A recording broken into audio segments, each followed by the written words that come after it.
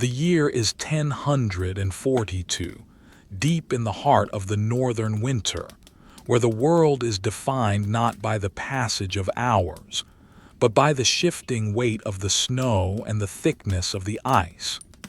Here, in this remote outpost at the edge of the tree line, the silence is a physical presence, a heavy woolen blanket that dampens the earth and slows the pulse of the land. The sun has long since dipped below the jagged horizon, a pale, heatless coin that offered little more than a brief, gray illumination before surrendering to the long, abiding night. It is the time of the deep freeze, the weeks when the air itself seems to crystallize, and the breath of the living hangs suspended in the stillness like fog over a frozen lake. Outside, the wind is a constant, low-frequency hum, a vibration that travels through the ground and into the soles of one's feet, a reminder of the vast, indifferent power of the elements. It is a wind that has traveled across hundreds of miles of frozen tundra, across the white-capped peaks of ancient mountains, carrying with it the scent of pure, unadulterated cold. It brushes against the sturdy timber walls of the longhouse, seeking purchase, seeking entry, scratching softly at the corners like a stray dog asking to be let in. But the walls hold. They are built of ancient oak, felled in a time when the forests were deeper and darker, the logs hewn thick and square, interlocked with a precision that defies the centuries. Between the timbers, moss and horsehair have been packed tight, mixed with clay to form an impenetrable seal against the draft, turning the interior into a sanctuary, a sealed vessel of warmth amidst the ocean of frost. Inside the great hall, the atmosphere is heavy with the scent of wood smoke and dried herbs. The air is still, moving only in slow, lazy currents driven by the heat of the central hearth. It is a large room, low-ceilinged and intimate, shadows dancing in the corners where the firelight cannot quite reach. The floor is of beaten earth, packed down hard and smooth by generations of boots, covered now in a thick layer of fresh rushes, dried reeds and sweet-smelling grasses gathered in the late summer, releasing a faint, earthy perfume when stepped upon. The sound of movement here is muted, a soft rustle, a gentle crunch, devoid of the sharp clatter of stone or the echo of empty halls. It is a sound that invites rest, a sound that speaks of safety. Ilara moves through this space with the practiced, unhurried grace of one who knows every knot in the wood and every stone in the hearth. Her task tonight, as it is every night when the frost binds the latch, is the preparation of the sleeping quarters. It is a ritual of logistics, a mundane yet sacred ordering of the world to ensure the preservation of heat. She stands by the central fire, the heart of the home, watching the flames lick at the underside of a massive iron cauldron. The fire is built low and wide, constructed of dense, seasoned hardwoods, oak and ash, that burn slow and hot, creating a bed of glowing embers that will pulse with heat long into the morning hours. She observes the wood as it consumes itself, the bark turning from gray to black, then cracking open to reveal the incandescent orange interior, a miniature landscape of canyons and peaks made of pure light. There is a soothing, hypnotic rhythm to the crackling of the fire. Snap, pop, hiss. The sap boils within a log, escaping as a tiny jet of steam that sings a high, whistling note for a brief moment before vanishing. Ilara reaches out with a long iron poker, the metal cool and rough against her palm, and gently nudges a log back into the center of the pit. A shower of sparks rises up, swirling in the updraft like a swarm of fireflies, drifting toward the smoke hole in the roof where the winter sky is just a square of absolute blackness. She watches the sparks fade, one by one, until only the warm glow remains. Turning from the fire, she directs her attention to the great bed. In this season, individual chambers are abandoned. The luxury of privacy is traded for the necessity of survival.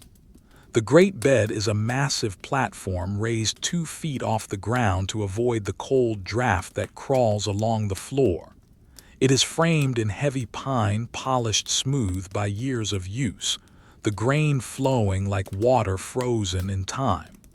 Tonight, it must accommodate the entire household, 12 souls in total. The preparation of this shared sleeping space is a meticulous process, an architectural endeavor of textiles and insulation. Ilara begins with the foundation. The mattress is a vast sack of heavy linen stuffed tight with clean, dry straw.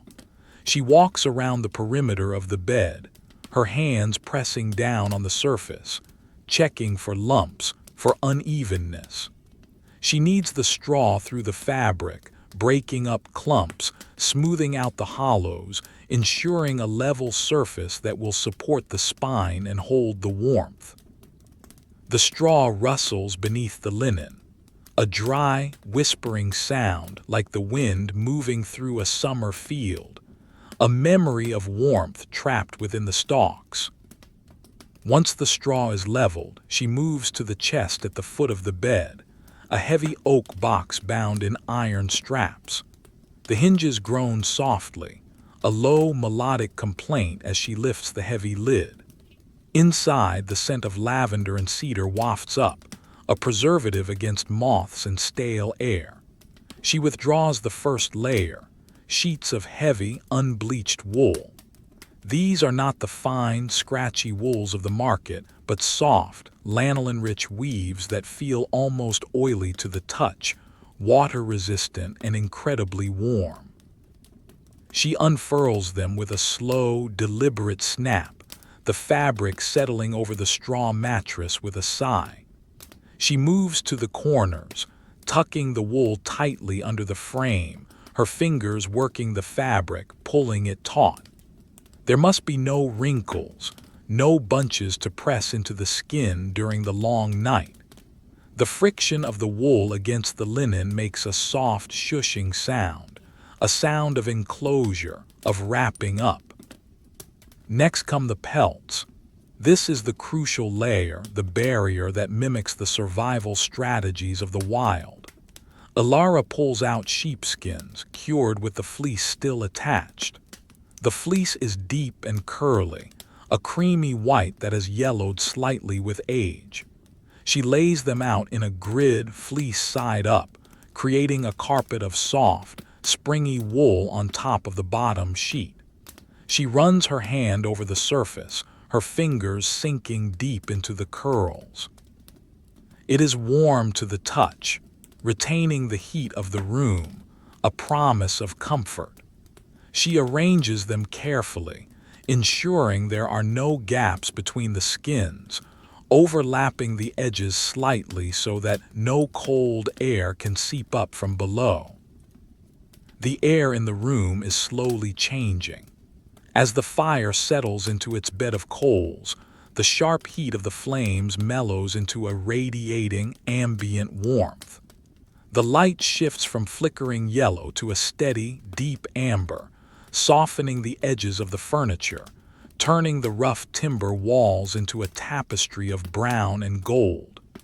Ilara pauses for a moment, listening. The wind outside has shifted, the tone dropping an octave as it buffs the corners of the roof. A branch from a nearby pine tree scrapes against the wooden shingles, a rhythmic scritch-scratch like a quill pen on parchment. It is a monotonous sound, repetitive and dull, a natural metronome counting down the moments until sleep. She returns to the chest. Now the coverings. She lifts out a series of heavy, quilted blankets. These are masterpieces of thrift and utility, stitched together from scraps of woolen tunics, old cloaks, and thick felt. They are heavy, weighing down on her arms as she carries them to the bed. The weight is part of the comfort. To sleep under them is to be held, to be pressed down into the mattress, anchored against the world. She casts the first quilt over the sheepskins. It settles with a heavy thump, instantly deadening the sound in the immediate vicinity of the bed. She smooths it out, her hands tracing the lines of the stitching, feeling the texture of the different weaves. A patch of coarse herringbone here, a square of soft flannel there. But the centerpiece of the bedding, the ultimate defense against the ice, is the great coverlet. It is a massive assembly of furs, sewn together with sinew and leather strips, bear, wolf, and heavy winter deer hides. Alara requires assistance to lift it, but tonight she manages the bulk of it alone, rolling it unsteadily from the chest to the bedside. She unfolds it slowly, the leather side down, the thick, coarse fur facing up. The fur is dark, a mix of blacks, browns, and grays, mimicking the shadows of the forest floor. It smells faintly of pine resin and wood smoke, a masculine, earthy scent. As she drags it up over the quilts, the leather slides with a dry friction, a sound like sand being poured over stone. She arranges the pillows next. They are not the feather-down pillows of the high courts, but sturdy sacks filled with chaff and dried heather. They are firm and aromatic. She fluffs each one, striking the sides to aerate the filling, then places them in a long row against the headboard. There are 12 of them placed side by side, touching. This is the architecture of the shared bed. There is no separation. To survive the ice, one must borrow the heat of another. The pillows form a continuous line, a single bolster for a dozen heads. Alara steps back to survey her work. The bed is now a fortress, a high plateau of soft, layered warmth rising from the floor. It looks inviting, a cave of textiles waiting to be inhabited. But the preparation is not yet complete. The transition from the cold air of the room to the warmth of the bed must be managed. She walks to the fire and picks up a series of smooth, river-worn stones that have been sitting at the edge of the hearth since midday. They are gray granite, dense and heavy, absorbing the heat of the fire until they are hot to the touch, but not burning. She wraps each stone in a thick cloth, old scraps of linen kept specifically for this purpose. The cloth protects the skin from the direct heat of the stone while allowing the warmth to radiate slowly. She carries the stones, 2 by 2, to the bed. She slides her hand under the heavy fur coverlet under the quilts and deposits the wrapped stones deep into the foot of the bed, down where the feet will rest. She places them at intervals, creating zones of preheated warmth. As she withdraws her hand, she can feel the heat already beginning to trap itself under the layers, creating a microclimate beneath the furs that is degrees warmer than the air in the hall. She repeats this process 6 times, walking back and forth between the hearth and the bed. Her footsteps are slow, deliberate. Step, step, turn. Lift, wrap, carry, slide, place, return. It is a dance of maintenance, a boring, essential waltz. With each trip, the pile of stones by the fire diminishes and the bed becomes more of a sanctuary, The repetition is soothing. There is no urgency. The storm outside will last for days, the night will last for 14 hours. There is time for everything. She moves to the window, a small opening covered by a translucent scraping of stretched parchment and reinforced with heavy wooden shutters. She checks the latch. It is a simple iron bar that drops into a cradle. She tests it, rattling it gently. It holds. She runs her hand along the seam where the shutter meets the frame. A tiny ribbon of cold air kisses her fingertips, a stark contrast to the warmth of the room. She picks up a strip of woolen felt and wedges it into the gap, using a small wooden shim to drive it home. The draft ceases. The silence in the room deepens, if that is even possible. Now she must attend to the water. In the deep winter, dehydration is a silent enemy. The air is so dry that it pulls moisture from the breath and the skin. On a side table, a rough-hewn slab of pine stands a large earthenware pitcher. Ilara lifts it. It is empty. She walks to the water barrel in the corner of the room. The barrel is lined with pitch and covered with a heavy wooden lid to keep out dust and mice. She lifts the lid, the wood damp and swollen. Inside, the water is dark and still, a circle of black glass. A thin film of ice has already begun to form on the surface, delicate geometric needles reaching out from the edges. She takes a wooden ladle and breaks the surface tension, the ice tinkling softly like breaking glass, a high, delicate chime in the low, heavy room. She fills the pitcher, the water gurgling as it pours, a liquid, throaty sound. She carries the pitcher back to the table and sets it down. Beside it, she places a stack of horn cups, fitting them into one another with a clatter that is dull and muted. She places a clean linen cloth over the pitcher to keep the water sweet. The lighting of the room must now be lowered. The fire is doing the work of heating, but the tallow candles that have been burning on the mantel and the tables are wasting precious fuel. Ilara moves to the first candle, a thick pillar of rendered fat standing in a shallow clay dish. The flame is yellow and smoky, casting long, wavering shadows that stretch up the walls. She wets her thumb and forefinger with a drop of saliva, a habitual, unconscious motion, and pinches the wick. The flame dies instantly, replaced by a thin trail of gray smoke that spirals up, smelling of burnt wick and animal fat. She moves to the next candle. Pinch, smoke, darkness, and the next. Pinch, smoke, darkness. With each extinguished light, the room seems to shrink, the boundaries drawing in closer. The corners vanish into the gloom.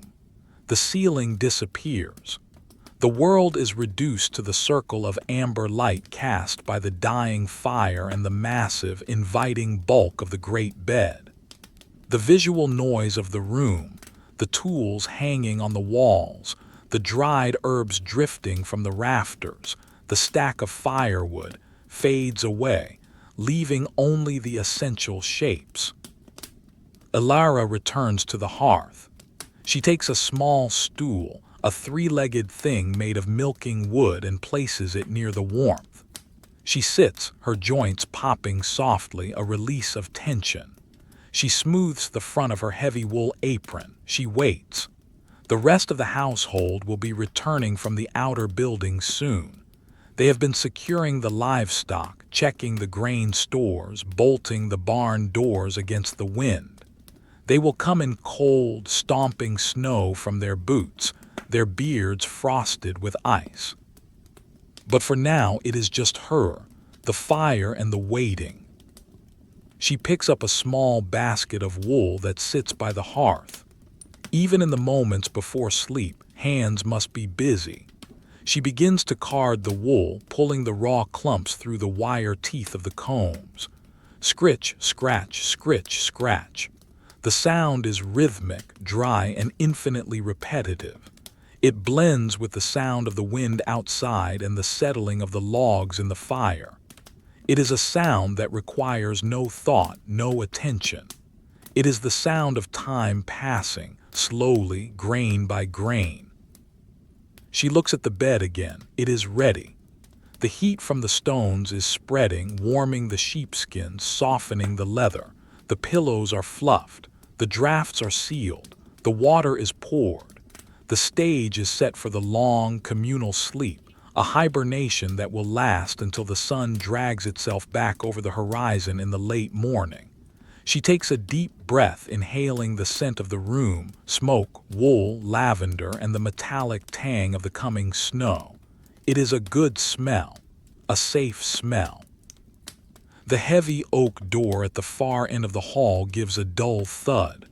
Then the scrape of iron on iron. The latch is lifting. The others are coming. The cold is trying to follow them in, but the heat is ready. The bed is ready. The heavy oak door swings inward, fighting the drag of the drift that has piled up against the threshold during the last hour. It moves with a groan of stressed timber and rusted iron, a sound that vibrates low in the chest.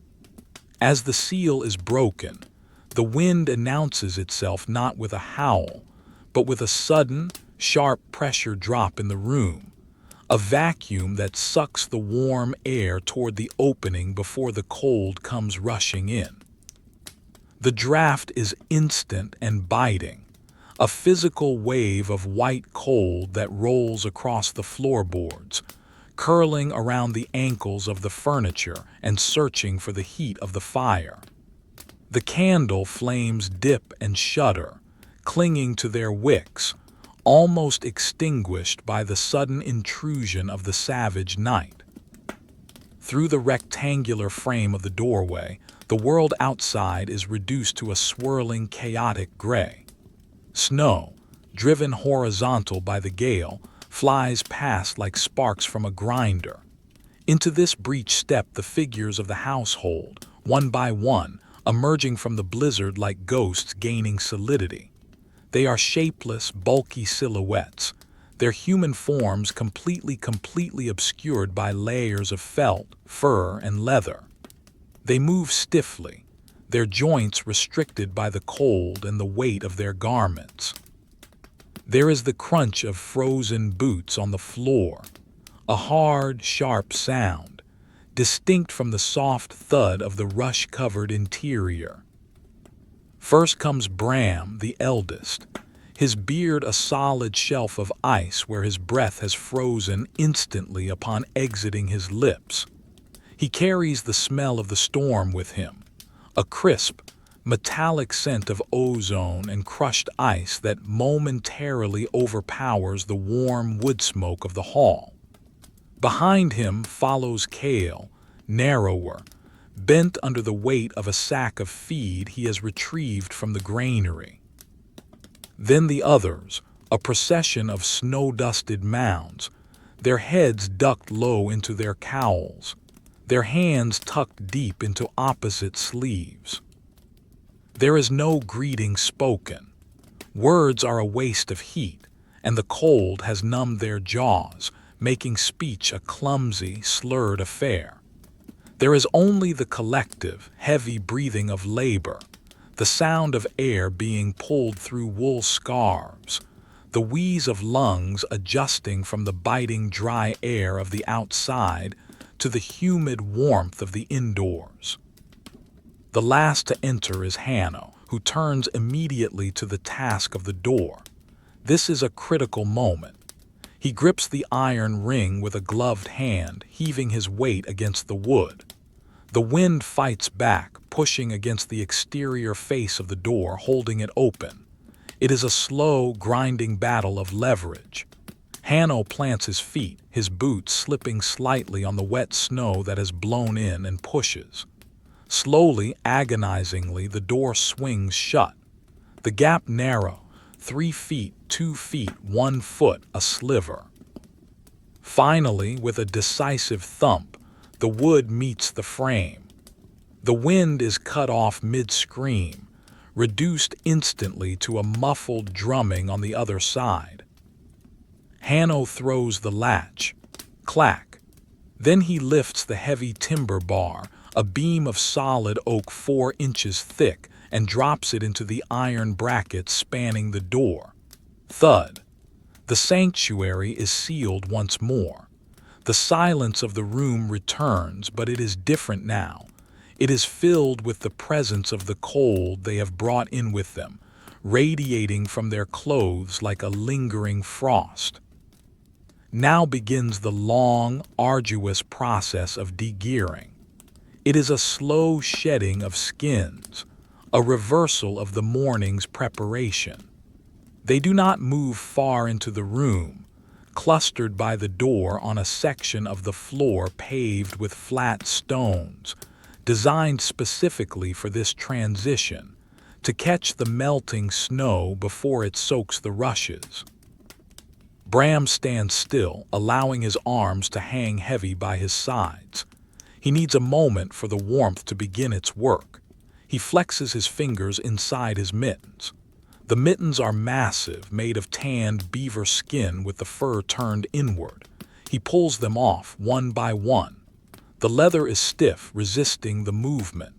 He tugs at the left fingertip, then the thumb, finally working his hand free. His hand emerges pale and waxy, the knuckles red. He places the mitten on a drying rack near the door. He repeats the process with the right. The sound of the stiff leather pulling away from the skin is faint, a soft shuck. He reaches up to his hood. It is crusted with a layer of snow that has hardened into a shell. As he pulls the cowl back, the ice cracks, crick, crack, tiny fractures running through the frozen moisture.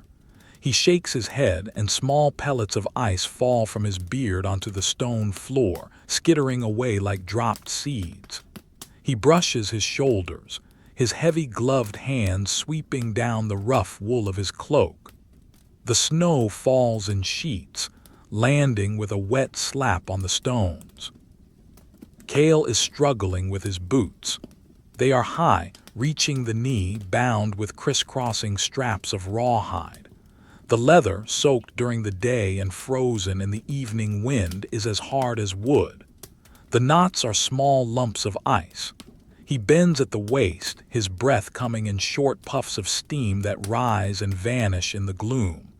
He picks at the first knot with clumsy, numb fingers. His fingernail scrapes against the frozen rawhide, scritch, scritch. It is meticulous, frustrating work. He cannot feel the loop of the lace. He must rely on sight and the resistance of the material. He works a fingernail under the leather strip, prying it upward. It gives a millimeter. He pulls. It tightens again. He pauses, breathes on his fingers to warm them, the warm air rushing over his skin, bringing a prickling sensation of returning blood. He tries again. This time, the knot yields. He pulls the lace free, the leather retaining the kinked shape of the knot even after it is untied. He works his way down the boot, crossing, crossing, not crossing, crossing, not. It takes minutes. The room is quiet save for the sounds of this unbinding, the rustle of heavy fabric, the scrape of boots on stone, the occasional grunt of effort. Finally, the boot is loose. He grips the heel with his other foot and pulls. The suction breaks with a wet squelch and his foot slides out, clad in a thick gray wool sock. He wiggles his toes, freedom returning. He sets the boot aside, standing it carefully near the wall where the heat can reach it, but the leather won't crack. Around them, the air begins to change. The snow on their cloaks is melting. The smell of wet wool rises, pungent and earthy, the scent of sheep and lanolin intensifying in the heat. It is the smell of the barn, the smell of the damp earth, brought inside. It mixes with the wood smoke, creating a thick, olfactory soup that hangs low in the room. Ilara approaches them not to speak but to assist. She holds a basin of warm water and a stack of rough linen towels. She moves to Bram, dipping a cloth into the water. She wrings it out, the water streaming back into the bowl with a soft splashing sound. She hands the steaming cloth to him. He takes it, burying his face in the warmth. He holds it there motionless for a long time. The steam rises around his ears, softening the ice in his beard, melting the frost on his eyebrows. He wipes his face slowly, the roughness of the linen scrubbing away the numbness, bringing the blood to the surface. His skin emerges pink and raw-looking, but alive. One by one, the cloaks are removed. They are heavy, sodden weights. Ilara takes them, her small frame straining under the burden. She carries them to the pegs along the wall furthest from the bed but near the chimney breast. She hangs them up. They look like dark sentinels standing guard against the wall. Water begins to drip from their hems. Drip, drip, drip. The drops hit the stone floor with a rhythmic, hypnotic cadence, a slow clock ticking away the moisture.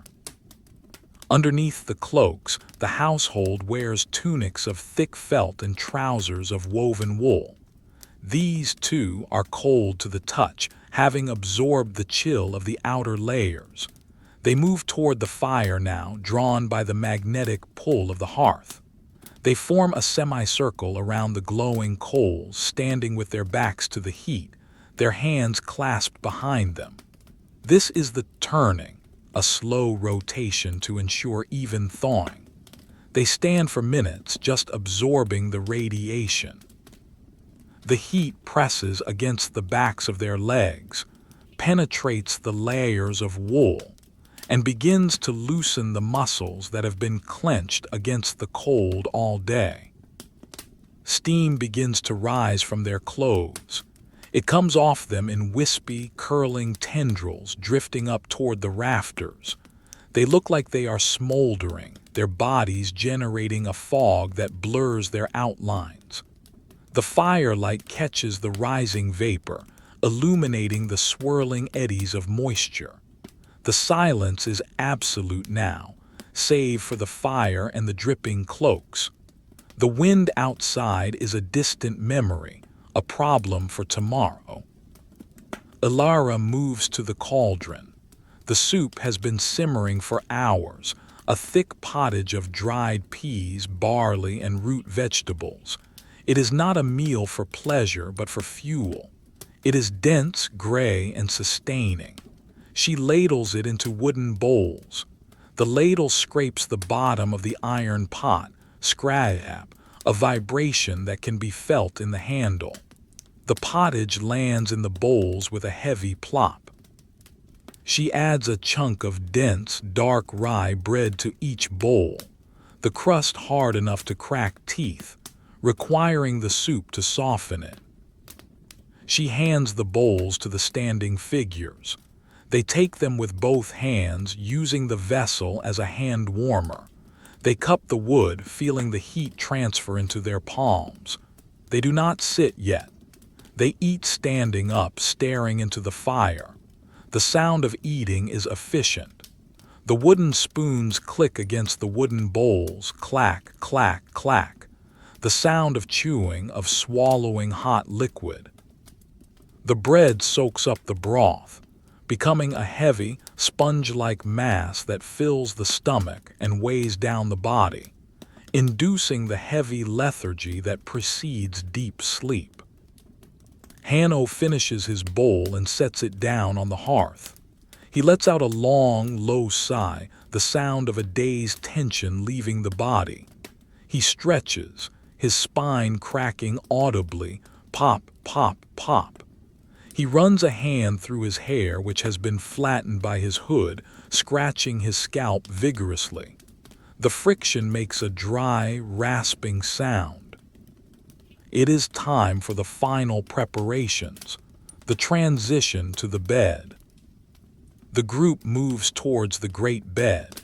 It dominates the room, a raised island of potential comfort. The firelight casts long shadows across the uneven surface of the fur coverlet, creating a landscape of peaks and valleys. They begin to loosen their clothing. Belts are unbuckled, the jingle of metal tongues releasing from leather holes. Tunics are untied at the neck to allow for easier breathing. There is no modesty here, only the practical necessity of layering. They will sleep in their undertunics, long linen shirts that are worn next to the skin. Ilara goes to the bed first. She checks the stones she placed earlier.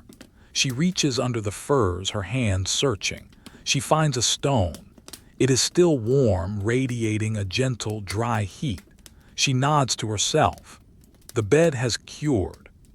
The cold dampness of the linen has been driven off, replaced by a trapped pocket of thermal energy. She moves the stones, pushing them down to the very foot of the bed, creating a heated zone for the feet, which are always the last part of the body to warm up. Bram sits on the edge of the bed. The frame creaks under his weight, a solid, reassuring sound of timber settling. He swings his legs up. The straw mattress rustles loudly, crunching under the shift in weight. He scoots backward, his body pressing into the soft give of the sheepskins. He does not lie down yet. He sits with his back against the headboard, against the row of bolster pillows. He sinks into the feathers and chaff, the pillow deforming to cradle his spine. Kale follows. He climbs in next to Bram. The mattress dips, the straw shifting to accommodate the new mass. They sit shoulder to shoulder. The contact is immediate and essential. In the shared bed, the body of the neighbor is a furnace. Kale leans slightly into Bram, stealing a fraction of his warmth, giving a fraction of his own. It is an unconscious exchange, a biological imperative. One by one, they climb the platform. The bed fills up. The timber frame groans, adjusting to the load. The straw mattress compresses, becoming firmer, a solid pad of insulation. The rustling of the straw is constant for a moment, a chorus of dry whispers as 12 bodies arrange themselves, finding their allotted space.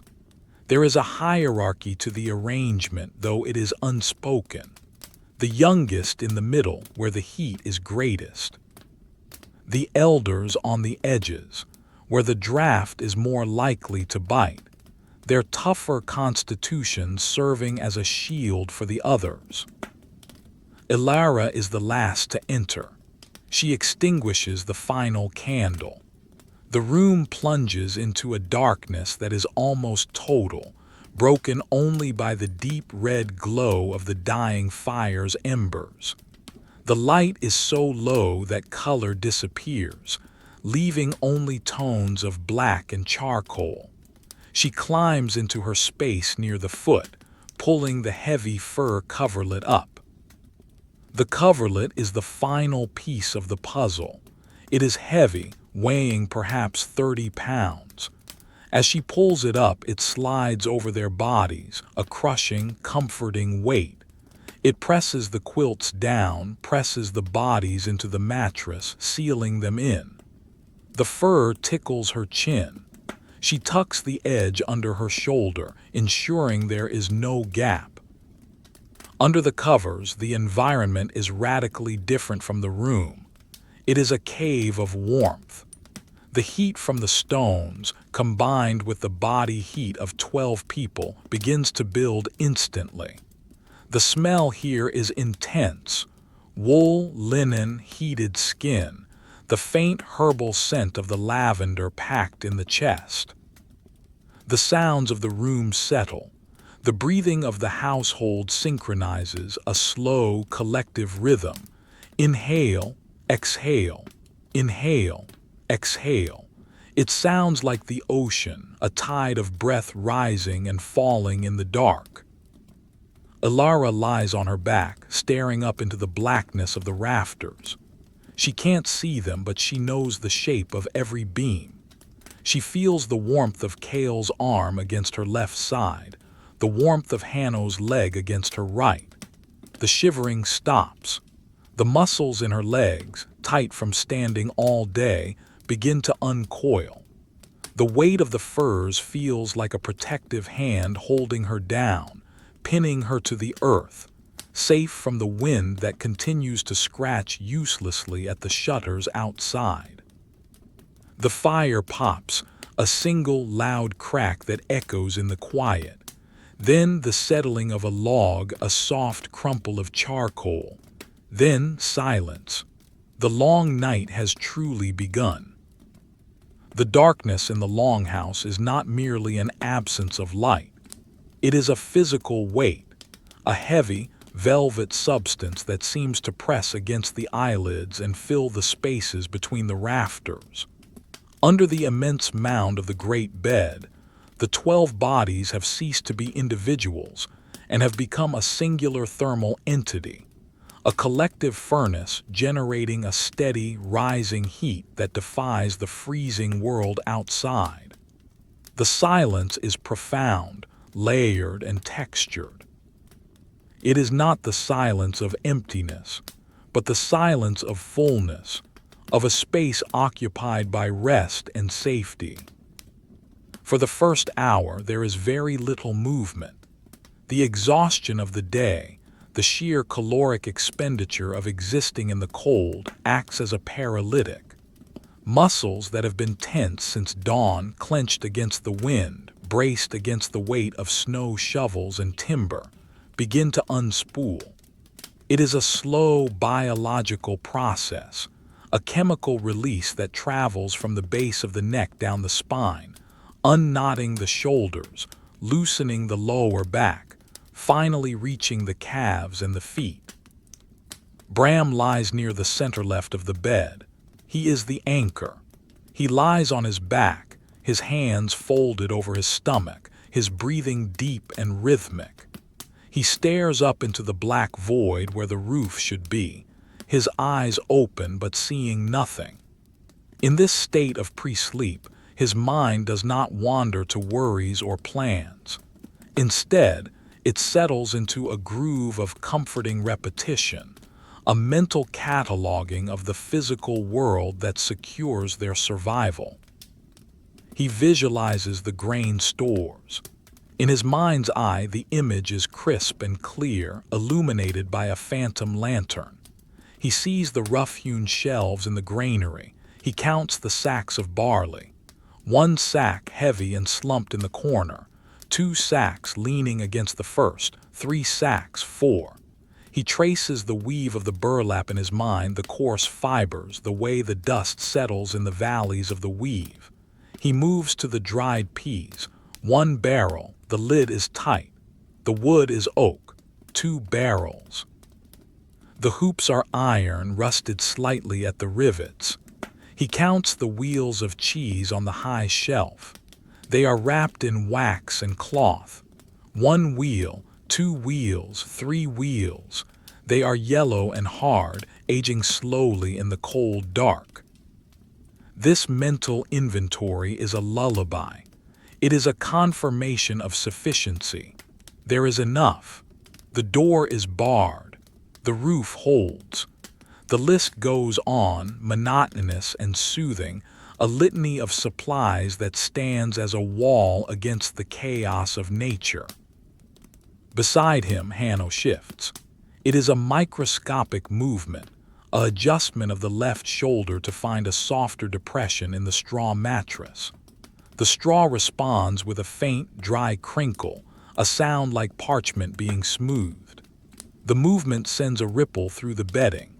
The layers of wool, quilt, and fur lift and settle, exhaling a puff of trapped warm air that smells of sleep and linen. The heavy fur coverlet slides an inch, the leather backing rasping against the quilt below, shh. Then stillness returns, deeper than before. The heat within the bed has now reached an equilibrium. The river stones at the foot of the bed have surrendered their intense initial heat, mellowing into a gentle, radiating warmth that seeps into the soles of the feet. The wool socks worn by the sleepers capture this heat, holding it against the skin. The sensation is exquisite. The slow thawing of the extremities, the tingling rush of blood returning to toes that have been numb for hours. It is a heavy, throbbing warmth that makes the feet feel twice their normal size, anchoring the body to the bottom of the bed. Under the covers, the air is humid and tropical. The breath of 12 people trapped by the dense weave of the blankets raises the humidity, softening the skin and hydrating the lungs. It is a stark contrast to the air in the room, which remains sharp and dry. For those lying on their backs, only the nose and mouth are exposed to the room air. The tip of the nose becomes cold, a small point of ice, while the rest of the body floats in a bath of heat. This contrast is pleasurable. The cold air on the face makes the warmth of the blankets feel even more intense, more protective. Every inhalation draws the cool, thin air into the lungs. Every exhalation releases a cloud of warmth that dissipates into the dark. Outside, the wind continues its long, mournful conversation with the house. It is not a gusting wind anymore, but a steady, pressing force, a river of air flowing around the structure. The longhouse is built to aerodynamic principles discovered through centuries of trial and error. It is low to the ground, its roof pitched steep to shed the snow. The wind hits the north wall and flows up and over the thatch. The house responds to the wind with a symphony of timber sounds. These are not sounds of structural failure, but of structural settling. The heavy oak beams that form the skeleton of the hall are contracting in the cold. Every few minutes, a beam will make a sound, a low thrummum, a pop, or a creak. To the sleepers, these sounds are reassuring. They are the sounds of the ship holding together in the storm. Creak comes from the main ridge beam high above. Tick, tick, tick comes from the cooling embers in the hearth. Scritch comes from a dry leaf or a pine needle being blown across the roof shingles. Kale, lying near the edge, listens to the wall. His ear is pressed into his pillow, the chaff filling crunching softly, creating a pocket of sound dampening. But he can feel the vibration of the wall through the bed frame. The wind is buffeting the side of the house, a dull, rhythmic thumping like a giant heart beating slowly against the timber. Thump, pause, thump, pause. He focuses on the rhythm. It matches his own pulse. It slows down. The wall is thick. 8 inches of solid timber, 4 inches of moss insulation, another layer of inner planking. The cold cannot get in. He imagines the cold as a pack of wolves pacing outside, scratching at the wood, unable to find a crack. The image is not frightening, it is victorious. He is inside. They are outside. He curls his toes into the warm sheepskin beneath him, feeling the dense, oily wool. The sensory experience of the bed is a landscape of textures. The bottom sheet, heavy linen, has a distinct grain. It is not smooth like silk. It has a topography of thread. Against the skin of the legs, it feels substantial, slightly rough but softening with the body's moisture. The sheepskins beneath the sheet offer a spongy resistance. When a sleeper moves, they do not hit a hard surface. They sink into the layer of fleece. It is like floating on a dense cloud. Above, the weight is the defining feature. The great coverlet, that massive patchwork of bear and wolf hides, is heavy enough to restrict movement. To turn over requires a deliberate effort, a heaving of the shoulder to lift the mass. This restriction is comforting. It mimics the feeling of being swaddled, of being held tight. It suppresses the involuntary twitches of the limbs. It forces the body into stillness. The leather underside of the furs, though separated from the sleepers by the quilts, adds a scent to the microclimate, a deep, tannic smell of cured hide and wood smoke that has permeated the skin over years of exposure to the hearth. Ilara, drifting on the edge of consciousness, becomes aware of the wool against her cheek. The pillowcase is flannel, brushed until it is soft and fuzzy. She rubs her cheek against it, swish, swish. It is warm. She shifts her legs. Her foot brushes against the hot stone at the bottom of the bed. The heat is solid, radiating through the cloth wrapping. She presses her soul against it, feeling the hard curve of the granite. It is a solid object in a world of soft textiles. She focuses on the heat transferring from the stone to her foot. She imagines the heat as a golden liquid, flowing up her ankle into her calf, melting the tension in her knee. She listens to the breathing of the room. It has changed in the last hour. The short, shallow breaths of the awake have lengthened into the long, resonant drafts of the sleeping. Someone, perhaps Hannah, has developed a slight wheeze, a soft, whistling note on the exhalation. H-H-H-H-wee, H-H-H-H-wee. It is rhythmic, consistent. Somewhere else in the line, a deeper, throatier rumble, the beginning of a snore that doesn't quite form, just a vibration of the soft palate. G-R-R-R-rough. G-R-R-R-rough. These sounds are the white noise of the household.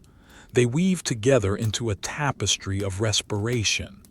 It is a sound that says, "We are here. We are alive. We are resting."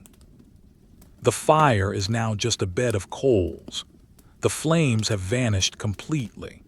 The light in the room has shifted from the dancing, flickering orange of earlier to a static, dull red glow that emanates from the hearth. This light is too weak to cast shadows. It simply stains the darkness near the fireplace with a faint, bloody hue. The rest of the room is in grayscale. The outlines of the furniture, the table, the benches, the loom in the corner, have dissolved into soft blobs of darker gray against the black background. A draft, unseen and unfelt by the sleepers, moves across the floor. It stirs the rushes, causing a single dried stalk to roll over, tick. The draft curls around the iron cauldron, cooling the metal.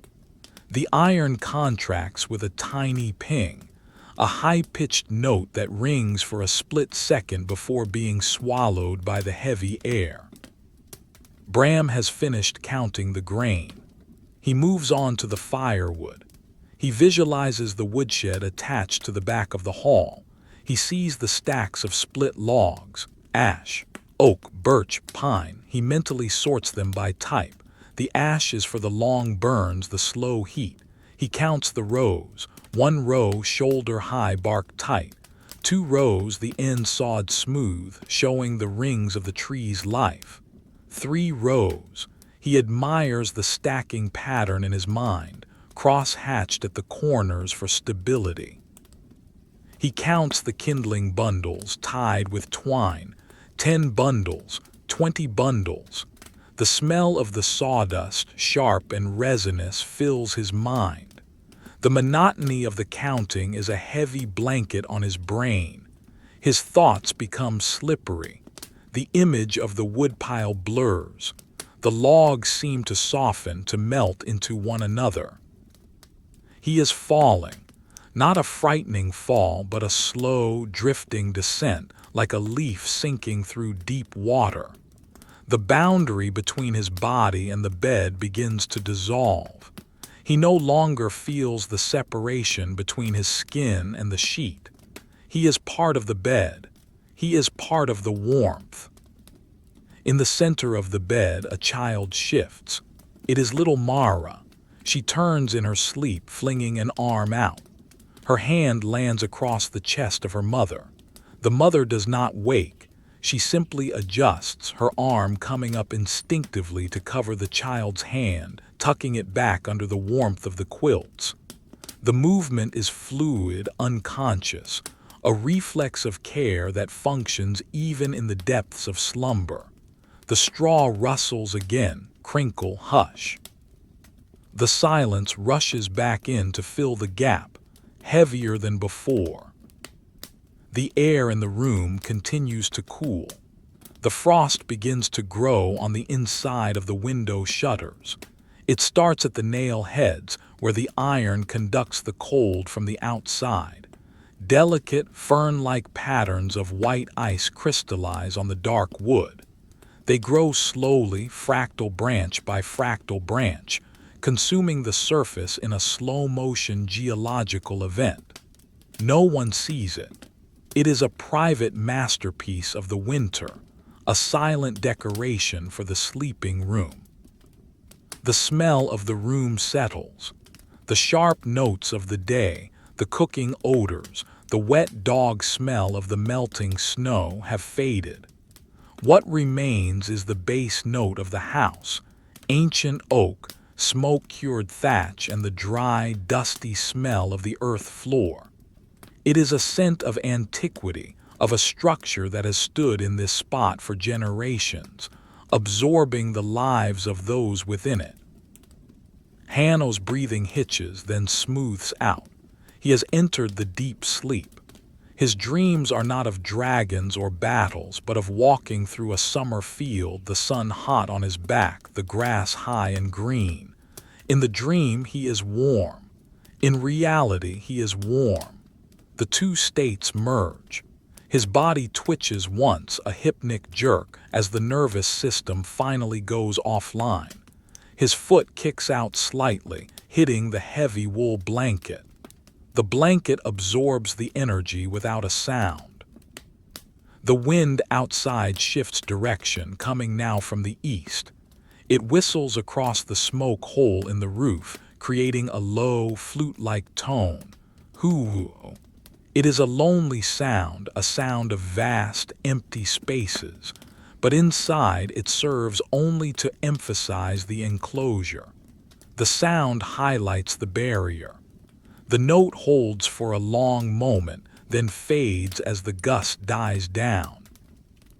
Ilara is the last to let go. She listens to that flute note. She imagines the wind traveling over the miles of snow, over the frozen lakes, over the tops of the sleeping pine trees. She imagines it searching for a way in, searching for heat. She feels a profound sense of pity for the wind, for the cold. They are hungry, empty forces. She is full. She is warm. She burrows deeper into her pillow. The chaff crunches near her ear, a sound like walking on dry autumn leaves. She pulls the quilt up to her nose. The fabric smells of soapwort and dried lavender, a faint, clean memory of summer washing day. She closes her eyes. The afterimage of the fire's embers lingers on her retina, a red, pulsing dot that slowly fades to black. She matches her breathing to the person next to her. In, out, the rhythm takes her. The thoughts of tomorrow, the milking, the fire starting, the bread making slide away. There is only now. There is only this bed, this heat, this dark. The house settles again. A timber in the wall groans, a long, drawn-out complaint of wood under tension. Creak. Then silence. The dust motes dance in the invisible currents of warm air rising from the bed, spinning slowly in the dark, settling on the floor, on the tables, on the cooling hearth. Time stretches.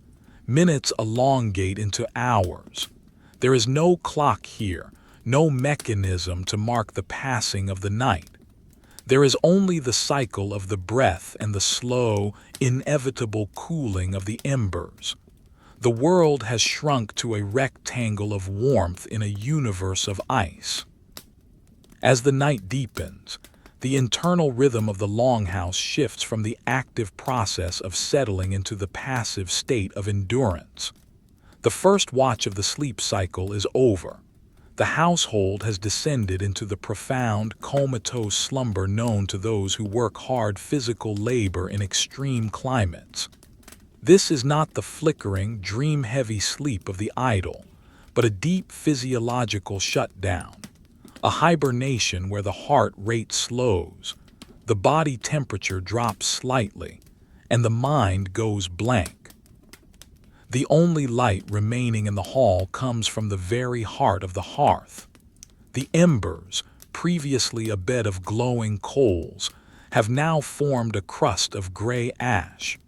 Underneath this insulating layer, the heat is preserved, a secret banked fire that glows a dull, Venus red only when a stray draft disturbs the ash. This faint illumination is not enough to reveal the room, but it catches the edges of things. The glint of the iron cauldron's rim, the polished curve of a ladle handle, the brass studs on the leather chest. These highlights float in the darkness like unconnected stars in a void. The temperature in the room outside the bed begins its inevitable descent. Without the roaring fire, the thermal battle shifts in favor of the winter. The cold, heavy and relentless, seeps through the microscopic pores of the wood, through the thatch, through the very ground. It does not rush in. It simply occupies the space vacated by the heat. The air grows sharper, crystalline. On the water barrel in the corner, the thin film of ice that Ilara broke earlier has reformed. It thickens silently, the water molecules locking into a rigid lattice, knitting together across the black surface. If one were to listen closely, with an ear pressed to the water, one might hear the faint tink-tink of the crystallization, a sound like tiny glass bells. But under the great coverlet, the climate is stable. The heat engine of 12 bodies has created a steady-state environment. The temperature here is nearly 90 degrees, a humid, tropical pocket of air. The heavy layers of wool and fur act as a perfect insulator, trapping the rising heat and reflecting it back down. The smell is thick and intimate, the scent of warm skin, of breath, of the lanolin in the wool, and the subtle, salty tang of night sweat.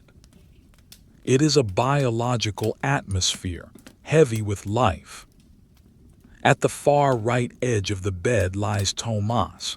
He is young, his metabolism burning hot. He has kicked off the heavy fur coverlet from his upper body in his sleep, the weight too oppressive for his internal fire. His arm is flung out, resting on the cold pillow beside him. The exposure to the cool room air triggers a reflex. His skin prickles, the fine hairs on his arm standing up. A shiver starts at his shoulder and ripples down his spine. Even in sleep, the body knows. He groans low in his throat, a murmuring protest, and instinctively pulls the arm back, tucking it under the quilt, seeking the warmth of the collective. He shifts, turning onto his side, curling into a fetal ball, pressing his back against the solid warmth of his neighbor, a large man named Eric. The contact is grounding.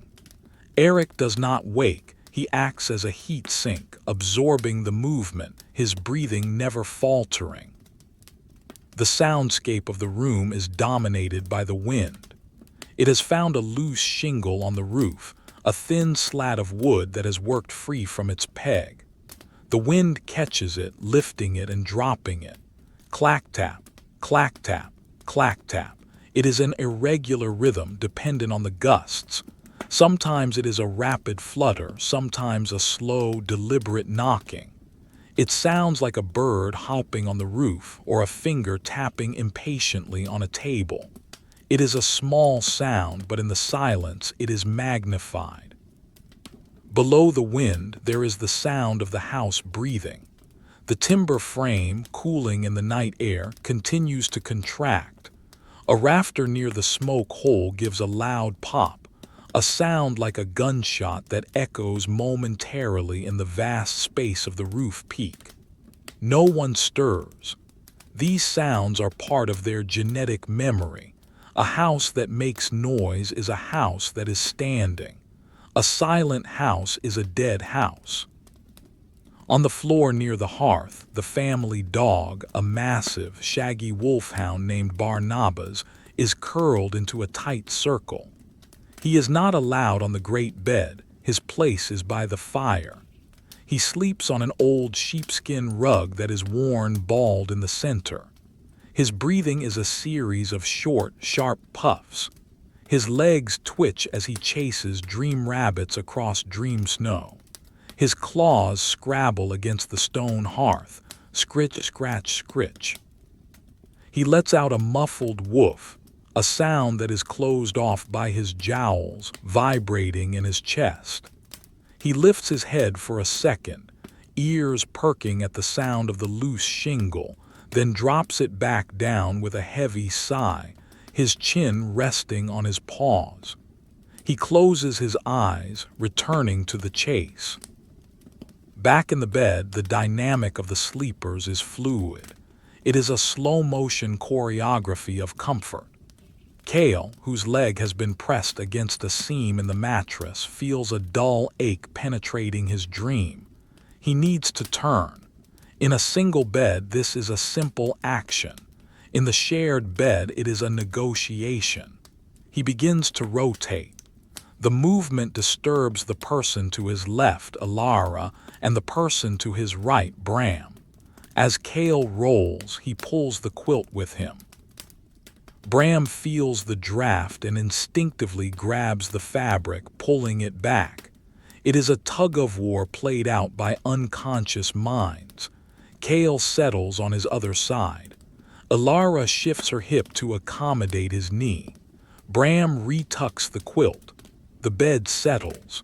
The straw mattress crunches and reshapes itself around the new configuration of limbs. A calm returns. The air in the room is now cold enough that the breath of the sleepers, filtering up through the layers of bedding, meets the ambient air and condenses. Faint wisps of steam rise from the head of the bed, ghost-like vapors that curl and vanish in the darkness. It looks as if the bed itself is smoking, a smoldering pyre of life energy. Near the door, the drying boots stand like sentinels. The heat from the earlier fire has done its work. The leather is drying. As it dries, it shrinks and stiffens. A boot creates a soft creak as the leather contracts around the emptiness inside. The smell of wet leather has faded, replaced by the dry, dusty smell of the rushes. A mouse, emboldened by the silence, emerges from a crack in the wall near the grain stores. It is a tiny, brown thing, vibrating with nervous energy. It moves in bursts. Dash, stop, listen. It scampers across the beaten earth floor, its claws making microscopic scratching sounds that are swallowed by the vastness of the room. It stops at a crumb of bread fallen from the evening meal. It sits up, holding the crumb in its paws, nibbling furiously. Nibble, nibble, nibble. The sound is incredibly faint, a tiny percussion of survival. The mouse freezes as Barnabas the dog shifts his weight by the fire. The dog does not wake, but the mouse vanishes instantly, darting back into the shadows of the wall. The silence reclaims the floor. Ilara wakes, not fully but to that twilight state between worlds. She is too warm. The heat of the bed has built up to a point where it is slightly oppressive. She feels a bead of sweat trickle down her neck. She needs to ventilate. Slowly, carefully, she extends a hand out from under the heavy furs. She pushes her arm out into the cold room air. The shock is immediate and delicious. The cold air wraps around her arm like a cool silk sleeve. She spreads her fingers, feeling the chill bite into the skin, cooling the blood. She waves her hand slowly in the darkness, fanning herself with the winter air. She leaves her arm out for a minute, 2 minutes. Her skin temperature drops. The blood cools, circulating back into her core, lowering her overall temperature just enough. It is a precise thermal regulation. When her fingers begin to numb, she pulls her arm back in. She tucks her cold hand under her cheek. The contrast, the freezing hand against the hot face, is soothing. She sighs, a long, shaky exhalation, and drifts back down into the deep dark. The wind outside changes its song. It has begun to snow harder. The flakes are smaller, harder, more like ice pellets than snow. They strike the wooden shutters with a sound like sand being thrown against the wall. Hiss, S-H-H-H, hiss. The sound is abrasive, constant. It speaks of the thickening of the storm. The drift against the door is growing, inch by inch, burying the entrance. The house is becoming an island, cut off from the world, floating in a white ocean. Inside the bed, the dreams of the sleepers begin to synchronize. There is a theory in the household, never spoken but understood, that when heads are this close, resting on the same line of pillows, dreams can leak from one mind to another. Perhaps they are all dreaming of the summer now. A collective hallucination of green fields, of hot sun on the back of the neck, of the smell of clover. The tension in the bodies suggests this. Faces are relaxed, jaws unclenched. Hanno's lips twitch in a faint smile. The charcoal in the hearth settles again. A large chunk of oak, now purely carbon, collapses into ash. It makes a soft whump sound, sending a tiny puff of gray dust into the air. The dust drifts up the chimney, carried by the draft. The red glow diminishes slightly. The room becomes a shade darker. Time passes. It is the deep middle of the night. The wolf hour, they call it, the time when the night is darkest, the cold is deepest, and the spirit is weakest. But here in the pile of furs there is no weakness. There is only the strength of numbers. The breathing continues, a mechanical lung keeping the room alive. In, out, in, out. A draft finds a way through the moss chinking in the north wall. It is a needle-thin jet of freezing air. It shoots across the room and hits the heavy tapestry hanging on the opposite wall. The tapestry, a faded depiction of a stag hunt, sways slightly. The heavy wool fabric rubs against the timber wall, swish, swish. The movement is ghostly, as if the stag in the picture is breathing. The draft dissipates, defeated by the still air of the room. But the tapestry continues to rock gently for a few moments, a pendulum marking the invisible currents. Bram turns his head. His nose is now buried in the pillow. The chaff muffles his breathing. He inhales the dust of the dried heather inside the pillow. It makes him cough, a single dry bark that he suppresses halfway through. The sound bumps against the silence. He clears his throat softly and settles again. The interruption is brief. The rhythm of the room does not break. It merely absorbs the sound and continues. The weight of the snow on the roof is increasing. The timbers groan under the new load. A main beam bends just a fraction of an inch, distributing the tons of white weight down into the walls and into the earth. The house is a machine for carrying weight. The sound of the stress is a low, vibrating hum, almost below the range of hearing. It is felt in the teeth more than heard in the ears. It is the sound of the shelter doing its job. The darkness is absolute. If one were to open their eyes, there would be no difference between eyes open and eyes closed. This sensory deprivation forces the mind inward or outward into the realm of pure sensation. The touch of the linen, the smell of the wool, the taste of the stale air, the sound of the wind. The world is reduced to these four things. Nothing else exists. There is no king. There is no tax. There is no war. There is only the bed and the ice and the wall between them. The night has now entered its static phase, a period of time where the rotation of the earth seems to pause, suspended in the jellied grip of the frost. The storm outside has undergone a subtle transformation. The wind, previously a howling, animate force, has dropped away. The driving horizontal snow has ceased. In its place, a vertical silence has descended. The snow is now falling straight down, heavy, large flakes drifting from the infinite black above to the white earth below. It is a silent accumulation, a burying of the world that happens without sound, without fury, just the relentless addition of weight, layer upon layer, inch upon inch.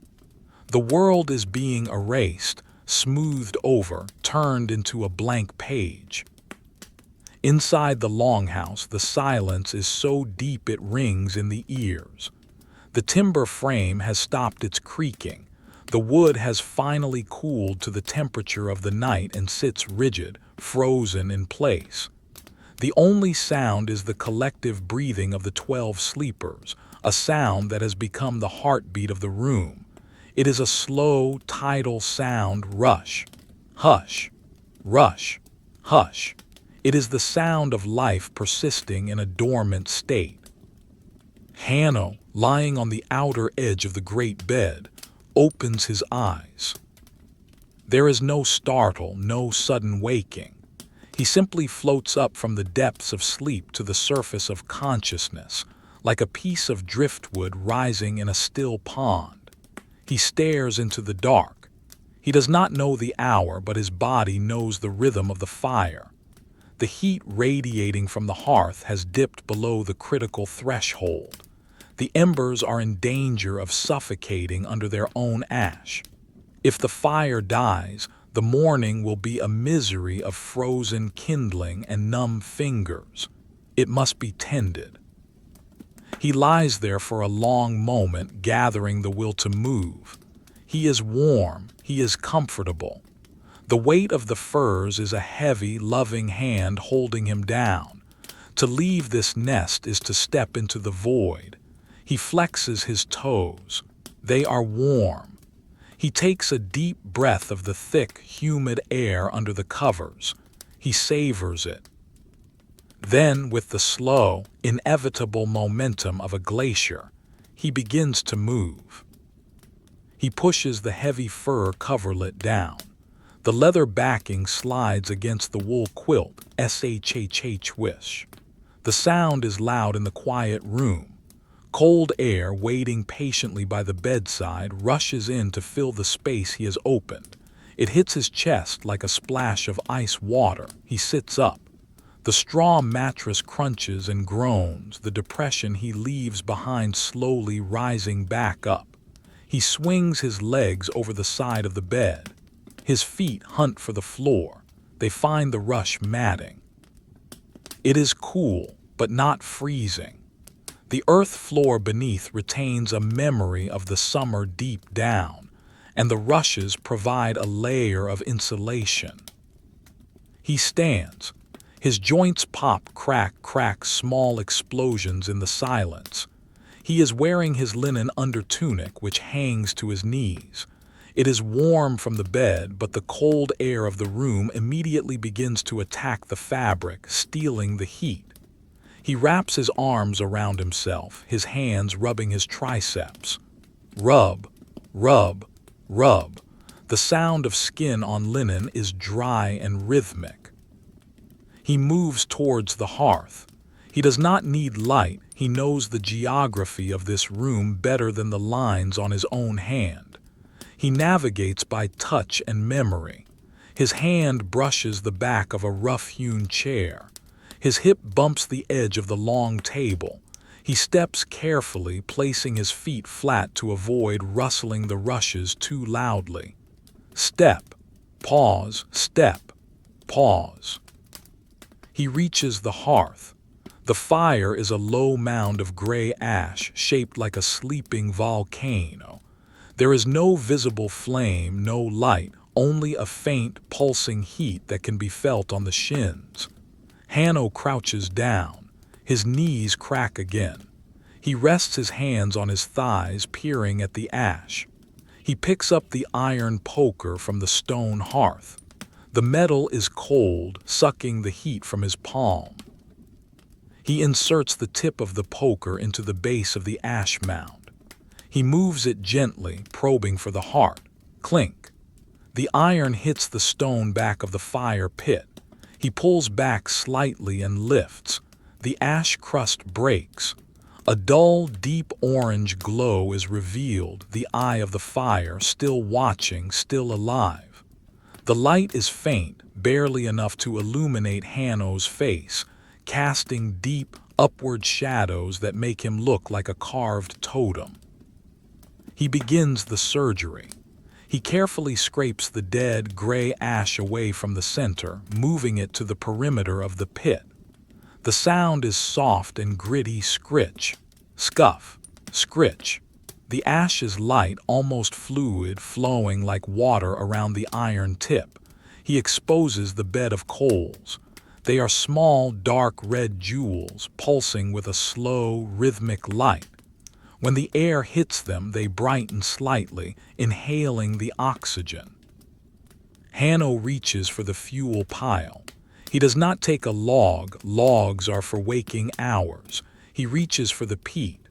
Blocks of dried turf, cut from the bog in the high summer, dried in the sun until they are as hard as wood but fibrous. Peat burns slow. Peat burns hot. Peat is the fuel of the long night. He selects 2 bricks of peat. They are rough to the touch, shedding crumbs of dried earth. He places the first brick gently on the coals. He does not drop it, he places it. Thump. A soft, muffled sound. He places the second brick leaning against the first, creating a small tent, a structure that will trap the heat and encourage the smolder. He waits. He watches. He needs to see the catch. Minutes pass. Hanno does not move. He squats on his heels, a statue of patience. The cold of the room is settling on his back, pressing through his tunic, but the heat of the fire is on his face. It is a duality of sensation. Front warm, back cold.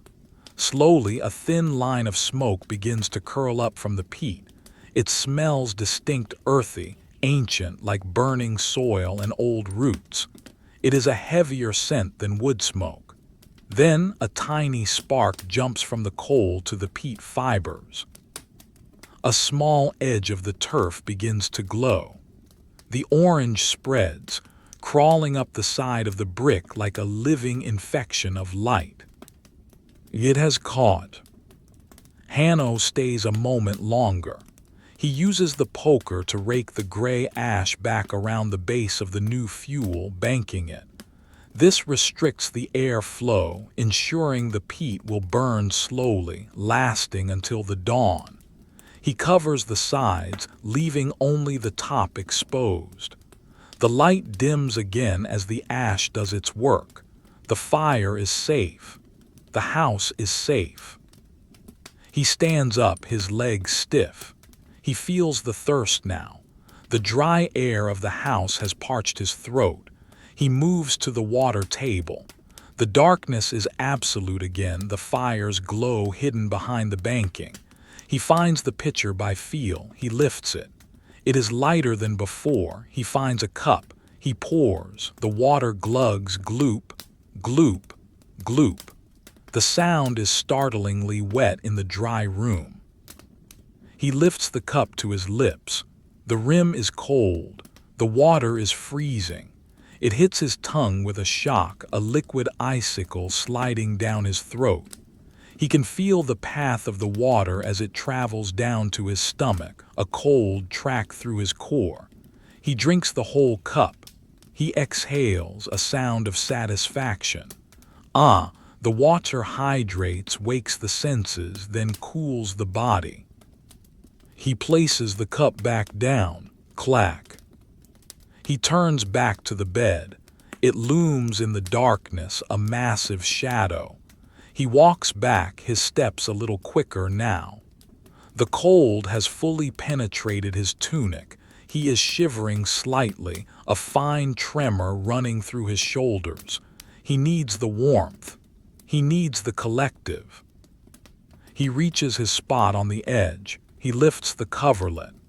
The heat that escapes is palpable, a physical wave of warm air that smells of sleep. He slides in.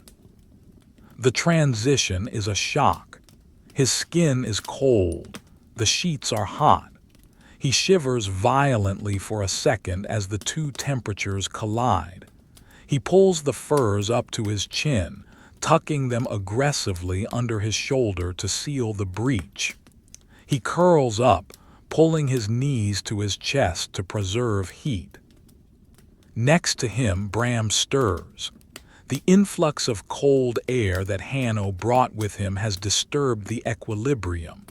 Bram grunts, a low, guttural sound, and shifts away from the cold source. Hanno freezes, not wanting to wake him. Bram settles. The rhythm of breathing resumes. Hanno lies still, waiting for his body to warm up. It happens slowly. The heat from the mattress seeps into his back. The heat from the air under the covers warms his chest. His feet ice cold from the stone floor, he pushes tentatively toward the bundle of wrapped stones at the bottom of the bed. He finds one. It is no longer hot, but it is tepid, warmer than his skin. He presses his soles against it. The relief is immediate. The shivering stops. His muscles uncoil. His mind begins to drift. He thinks of the peat burning in the hearth. He visualizes the slow consumption of the turf. He imagines the heat traveling through the stone of the hearth, radiating out into the room, fighting the frost. He feels a sense of accomplishment. He has done his duty. The fire will hold. The family will wake to warmth. Outside, the snow continues to fall. It has piled up against the shutter of the window. The level is rising. The silence of the world is deepening. The house is a bubble, a capsule of time and heat floating in a void of white. In the center of the bed, the grandmother, Alara the elder, is dreaming. She is old, her blood is thin, and she sleeps lightly. She felt the bed shift when Hanno left. She felt the draft when he returned. But she did not wake. She incorporated the sensations into her dream. In her dream, a door opened in a hillside, letting in a draft of winter air, but she closed it. She is walking through a forest of pine.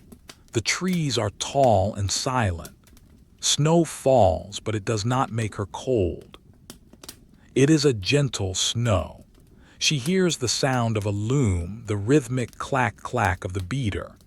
It is the sound of her own heart, slowed by sleep. The air in the room, now that Hanno has stirred it, settles back into stillness. The dust motes that were disturbed by his passage float slowly back down to the floor. The temperature gradient reestablishes itself. Cold near the floor, cool in the middle, warm near the ceiling, hot in the bed. A timber in the roof gives a long, low groan. Urr. It is the sound of wood fibers stretching under load. The snow on the roof is heavy, tons of water locked in crystal form. The roof pushes back. The beams compress. The joinery holds. It is a dynamic tension, a silent battle of physics that happens every winter. The sleepers trust the wood. They trust the carpenter who died 50 years ago. They sleep under the protection of his craft. Hanno's breathing slows. He matches the rhythm of Bram. In, out, in, out. He is gone again. He has descended back into the dark water. The wolf hour passes. The deep night rolls on. Sensory details amplify in the quiet. The smell of the lavender in the chest at the foot of the bed has been warmed by the radiant heat. A faint, floral note drifts up through the heavy wool smell. It is a reminder of summer, a ghost of purple flowers in the gray winter. It mixes with the smell of the peat smoke now drifting from the hearth, a dialogue of scents, summer and winter, flowers and earth. Beneath the floor, deep in the soil, the frost line is creeping down.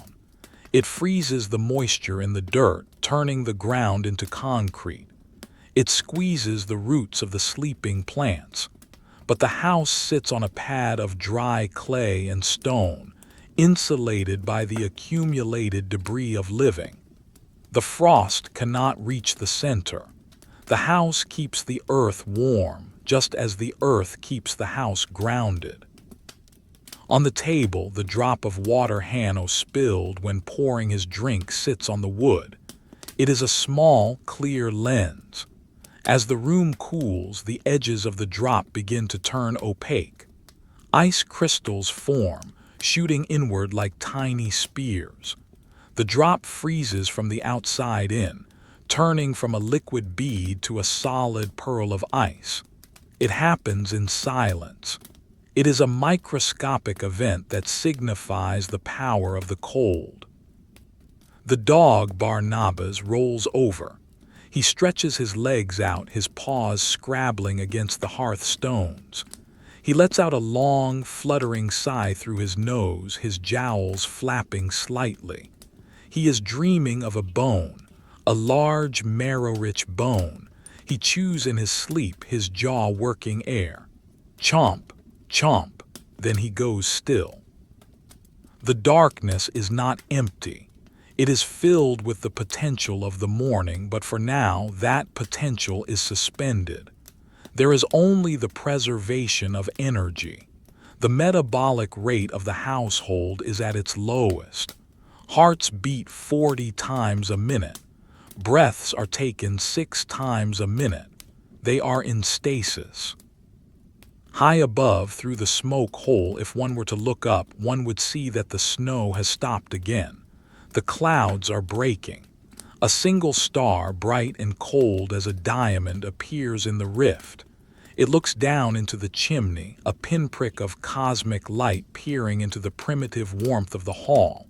It sees the faint red glow of the peat. It sees the dark mound of the bed. It sees the life. Then the clouds close again. The star vanishes. The snow resumes. The silence is a blanket. The cold is a wall. The bed is a fortress. And the night is long. The night has settled into a groove of profound immobility. It is the time known to the ancients as the dead watch.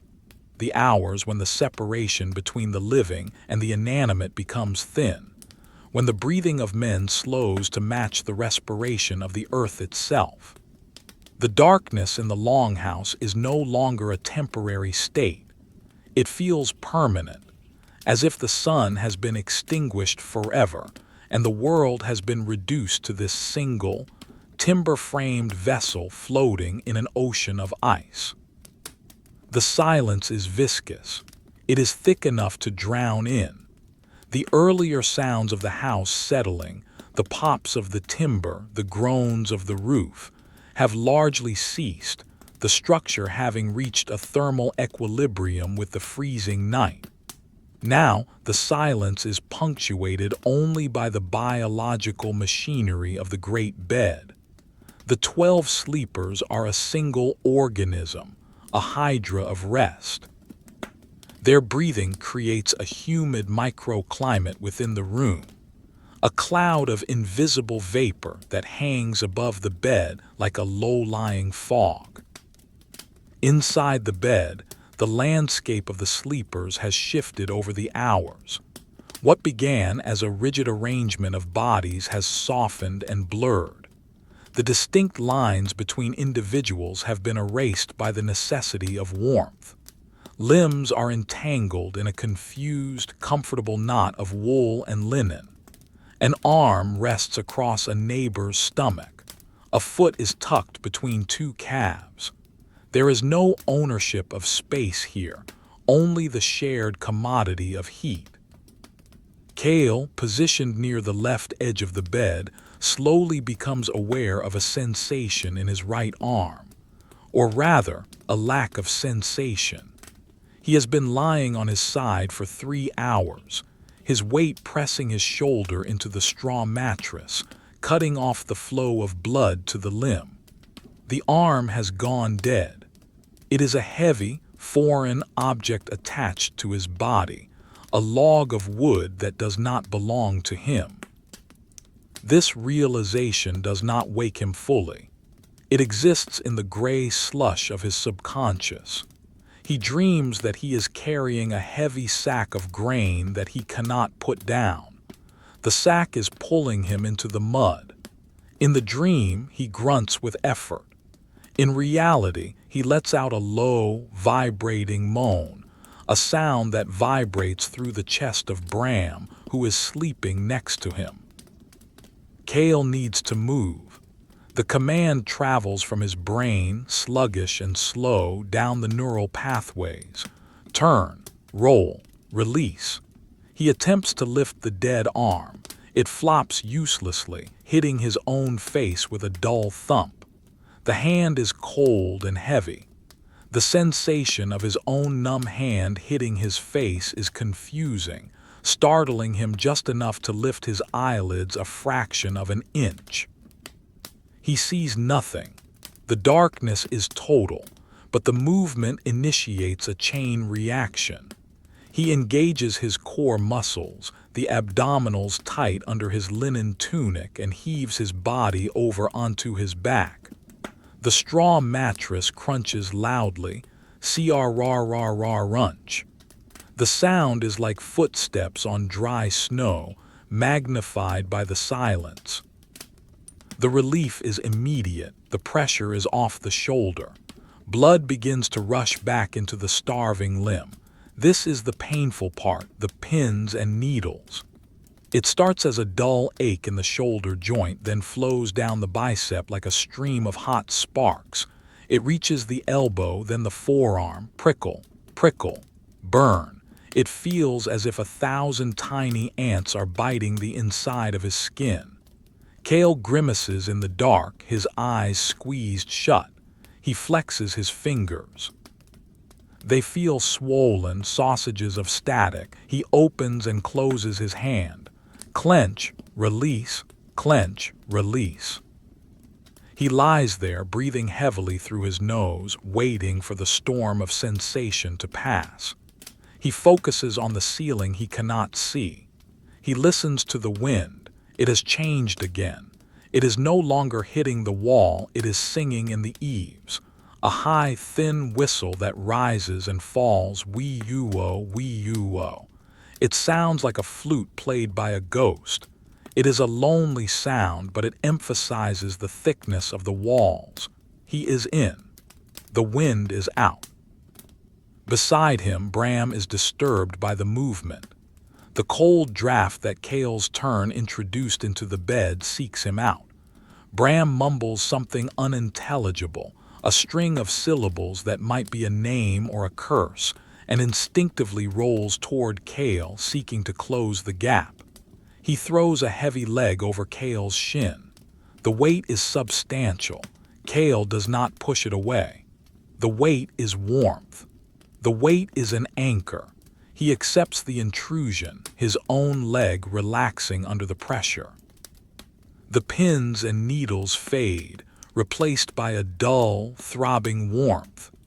He drifts back down, the darkness swallowing him whole once more. The air in the room, outside the sanctuary of the firs, continues its slow chemical change. The oxygen is being consumed, replaced by carbon dioxide and moisture.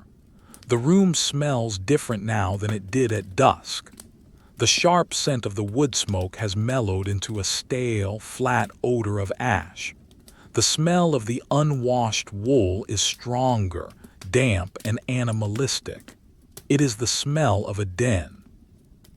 High in the rafters, where the heat from the day still lingers in the darkest corners, a spider hangs in its web. It is a house spider, Tegenaria, brown and hairy. It is dormant, its legs pulled in tight to its body to conserve moisture. It hangs motionless in the center of its dusty creation. It senses the vibrations of the room, the snoring, the settling of the timbers through the silk threads. It waits. There is no prey tonight. The flies are dead or sleeping. The spider is simply a witness, a tiny speck of life suspended in the gloom. On the floor near the water barrel, the frost has begun to attack the stone itself. The moisture in the air, contacting the cold flagstones near the door, is sublimating directly into ice. A thin, glittering rime is forming on the edges of the stones. It creeps forward, millimeter by millimeter, a white fungus of crystal. If a light were to strike it, it would sparkle like diamond dust, but in the dark, it is just a texture, a roughness on the smooth stone. The fire in the hearth has burned down to a state of perfect, steady consumption. The peat bricks Hanno placed earlier have lost their shape. They are now glowing lumps of matter, a deep, angry red that pulses with the draft. They look like the hearts of small animals, beating slowly in the pit. The heat they release is not the throwing heat of a flame, but a soaking heat. It rises straight up, warming the iron cauldron that hangs above it. The contents of the cauldron, the remnants of the evening pottage, have cooled. A skin has formed on the surface of the soup, a thick, wrinkled layer of starch and fat. Underneath, the liquid is still lukewarm, holding the memory of the fire. Occasionally, a bubble of steam trapped in the thick mixture works its way to the surface. It pushes against the skin, stretching it until it bursts with a wet, sloppy plop. The sound is gross and intimate in the quiet. Plop. Silence. Plop. Alara the elder, the grandmother, shifts in her sleep. Her dreams are thinning. She is close to waking, hovering in that hypnagogic state where thought and dream intermingle. She becomes aware of the texture of the sheet against her cheek. It is linen, but it has become damp with the humidity of the bed. It feels cool and clammy. She dislikes the sensation. She moves her head, seeking a dry patch of pillow. The chaff inside the pillow creates a loud crunching sound in her ear, scritch, scratch, crunch. It sounds like walking on gravel. She finds a dry spot. It is warm, she sighs. Her breath hits the pillow and bounces back, warming her nose. She thinks in a vague, abstract way about the morning. She thinks about the cold floor. She thinks about the frozen water bucket. The thoughts are heavy, burdensome. She pushes them away. Not yet. The morning is a distant country. She retreats back into the warmth. The weight of the snow on the roof has increased again. The storm is relentless. The thatch, A foot-thick layer of waterweed and straw is compressed under the load. The snow acts as a secondary insulator. It seals the roof, plugging every tiny gap in the thatch with ice. The house is now buried. It is an igloo of timber and straw. This burial deadens the sound of the wind even further. The world outside sounds muffled, distant, as if heard from underwater. The isolation is complete. In the center of the bed, the child, Mara, wakes. She is 4 years old. She wakes not from cold, but from thirst. The air is dry in her throat. She smacks her lips, smack, smack, sticky and dry. She sits up. The movement is clumsy. She is tangled in the quilt. She tugs at it, but it is pinned down by the bodies of her parents on either side. She whimpers, a high, thin sound. Mama. Her mother, asleep to her right, does not wake fully but responds to the frequency of the distress. She turns, her arms sweeping out to find the child. Her hand connects with Mara's back. She rubs it, a rhythmic, soothing motion. Rub, rub, rub, the friction creates warmth. Hush, the mother whispers, the word is barely a breath. Sleep. Thirsty, Mara whispers back. Sleep, the mother repeats. She pulls the child down. She lifts the heavy quilt, creating a pocket. Mara slides back down. The warmth envelops her. The thirst is still there, but the heat is a narcotic. The mother wraps her arm over the child, a heavy bar of safety. Mara rests her head on her mother's chest. She hears the heartbeat, thump, thump, thump, thump. It is a slow, steady drum. It is the first sound she ever heard. It is the sound of sleep. Her eyelids droop. The thirst is forgotten. She is gone. The draft from the floor finds a new path. It snakes around the leg of the heavy oak table. It moves across the floor, an invisible river of cold. It reaches the pile of boots. It touches the wet leather. The moisture in the leather freezes harder. The leather groans, a microscopic sound of fibers tightening. The boots are becoming stone. Tomorrow, they will have to be beaten against the floor to soften them before they can be worn. They will have to be held near the fire until they steam. But for now, they simply freeze. Barnabas the dog wakes. He needs to turn. The stone hearth is hard. His hip aches. He stands up, his claws clicking on the stone. Click, click, click. He stretches, arching his back, his front legs extending forward, his rear end high. He yawns, a cavernous, squeaking yawn that ends with a snap of his jaws. Yawn snap. He shakes himself. The sound of his ears flapping against his head is loud, thwack, thwack, thwack. He looks at the fire. He looks at the bed. He circles 3 times on his sheepskin rug. Circle, circle, circle. This is an ancient instinct trampling down the grass of the ancestral savanna. He collapses back down with a heavy thud. Whump. He lets out a long exhalation through his nose, blowing dust away from his snout. He rests his chin on his paws. His eyes close. The rhythm resumes. The darkness seems to have mass. It presses against the eyes. It fills the mouth. It is a sensory deprivation tank. In this void, the mind creates its own stimuli. A sleeper might see flashes of color, geometric patterns swirling in the dark. A sleeper might hear a voice that isn't there. But mostly, there is just the blankness. The soothing, empty blankness. The smell of the lavender in the chest has faded, replaced now by the smell of the pine boughs that are tucked into the rafters to freshen the air. The heat has risen to the roof and warmed the needles, releasing their essential oils. A faint, resinous scent drifts down. It smells of the forest, of clean, sharp sap. It is a green smell in a black room.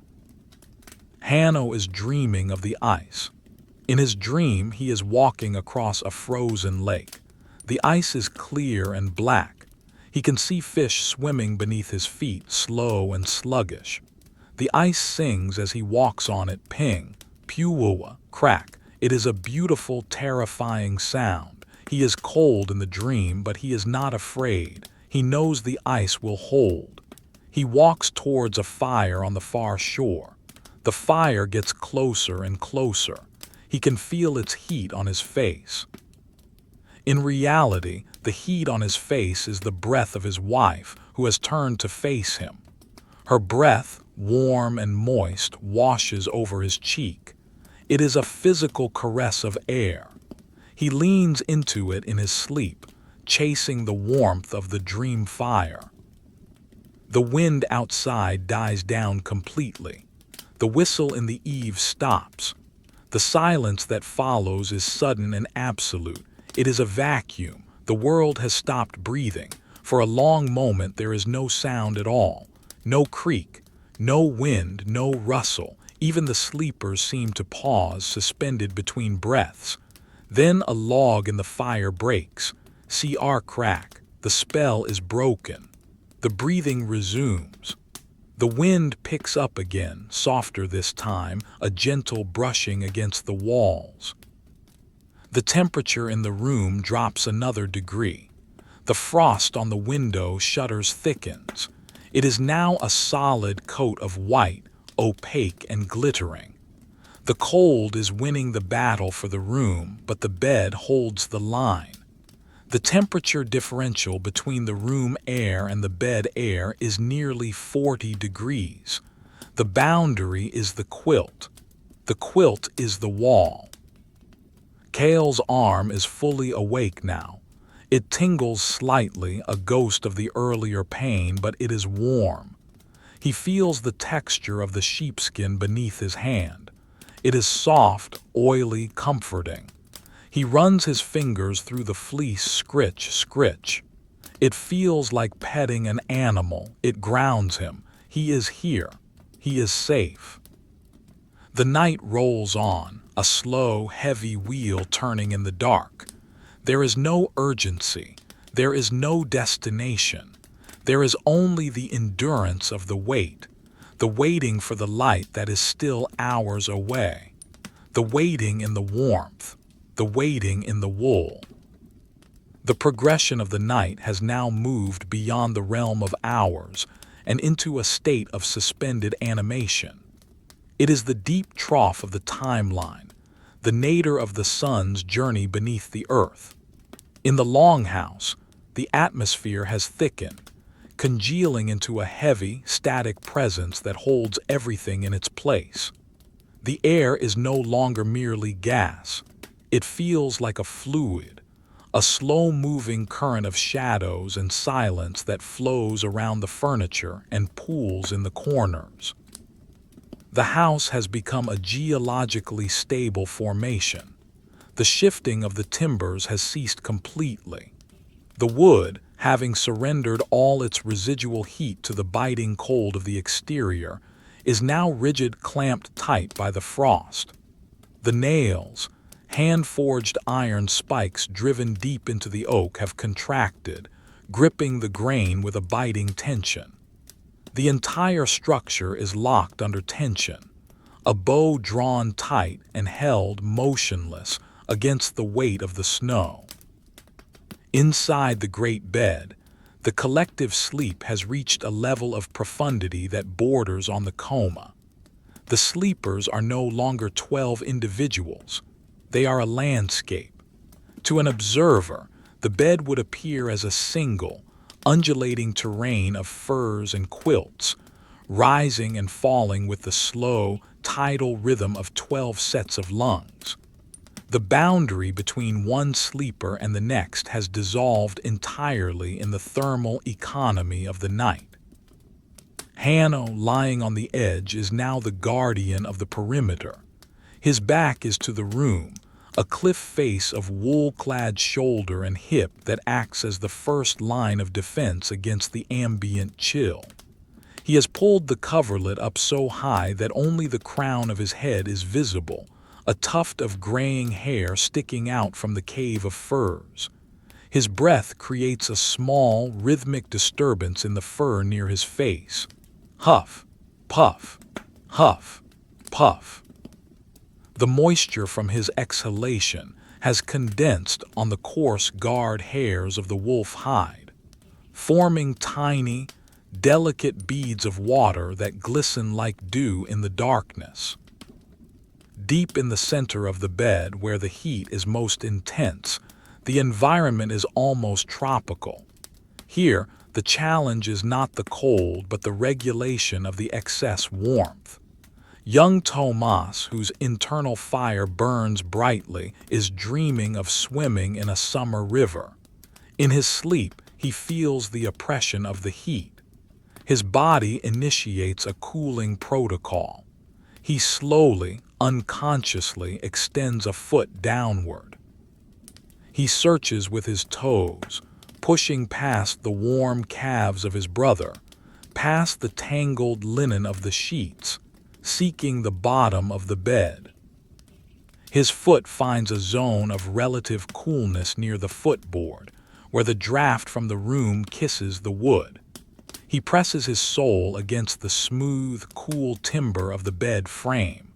The sensation is electric in its relief. The cool wood absorbs the fever of his skin. He sighs in his sleep, a long, contented expiration that vibrates through the mattress. He keeps his foot there, a thermal anchor, while the rest of his body remains submerged in the bath of warmth. The soundscape of the room is dominated by the absence of sound. The wind outside has dropped to a whisper, a mere breath that occasionally strokes the thatch like a passing hand. The silence inside is magnified by the snow burial. The house is insulated from the world, cut off from the cries of owls or the distant barking of foxes. There is only the room. Near the hearth, the iron cauldron hangs suspended over the dying peat. It is cooling degree by degree. The metal, which earlier pinged and ticked as it contracted, is now silent. The pottage inside has settled into a dense, solid mass. The fat has risen to the top and solidified into a white, waxy disk, sealing the nutrients below. A single wooden ladle stands upright in the mixture, trapped in the solidified fat like a monument in a frozen lake. It leans slightly to one side. It casts a long, distorted shadow against the back of the chimney breast, thrown by the faint red glow of the embers. The embers themselves are undergoing a slow transformation. The bright orange of the earlier night has deepened to a dull, blood-red garnet color. The ash layer is thick now, a gray blanket that chokes the oxygen supply, forcing the fire to consume itself with agonizing slowness. It is a starvation diet for the fire, designed to make it last until dawn. Occasionally, a tiny pocket of gas within a peat brick ignites. Phut! A small blue flame that flickers for a second and then vanishes, leaving a wisp of acrid smoke to drift up the chimney. Ilara, the mother, wakes. It is a soft waking, a rising to the surface without breaking the tension of sleep. She is aware of a cramp in her neck. The pillow, stuffed with chaff, has packed down hard under her head, creating a hollow that offers no support. She needs to adjust. She lifts her head. The movement is heavy, her neck muscles stiff. She reaches under her head with one hand. She punches the pillow, whump, whump. The sound is dull and muted. She fluffs the chaff, redistributing the filling. She flips the pillow over. The underside of the pillow is cool. It is the cool side, the holy grail of the sleeper. She lays her cheek down on the fresh surface. The flannel is crisp and cold against her warm skin. It smells of dried heather and the faint dust of the grain. It is a sensation of pure luxury. She exhales, her breath warming the spot instantly, but for that first moment it is perfect. She nuzzles into the coolness, closing her eyes, and drops back into the dark within seconds. The movement sends a ripple through the bed. The straw mattress shifts, creak, rustle, hush. The person next to her, Kale, grunts softly and pulls the quilt tighter. The bed settles again. The silence returns, healing the breach. On the floor, the frost has advanced.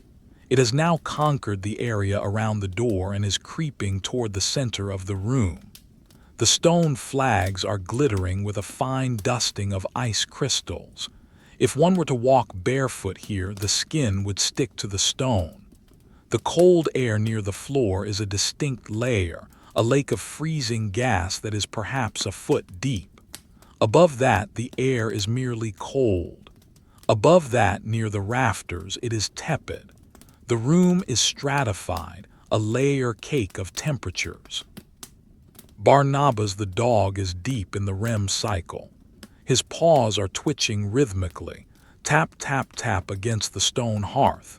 His lips curl back, revealing his teeth in a silent snarl. He is hunting. He is running across the great white plains of his ancestors. In the dream, he is young and fast. In reality, he is old and stiff, his joints aching with the damp. He lets out a high-pitched yip-yip, a sound that is shockingly loud in the quiet. He wakes himself up. He lifts his head, blinking in the gloom. He looks around, confused. The fire is a red eye staring back at him. The bed is a dark mountain. There is no prey. There is only the room. He lets out a huff of disappointment. He stands up, circles twice, scritch on the stone, and lies back down, this time facing the other way. He tucks his nose under his tail to filter the cold air. He goes back to sleep. The smell of the room has evolved. The sharp, metallic scent of the snow brought in earlier has completely dissipated, absorbed by the dry air. The predominant smell now is sleep. It is a complex bouquet.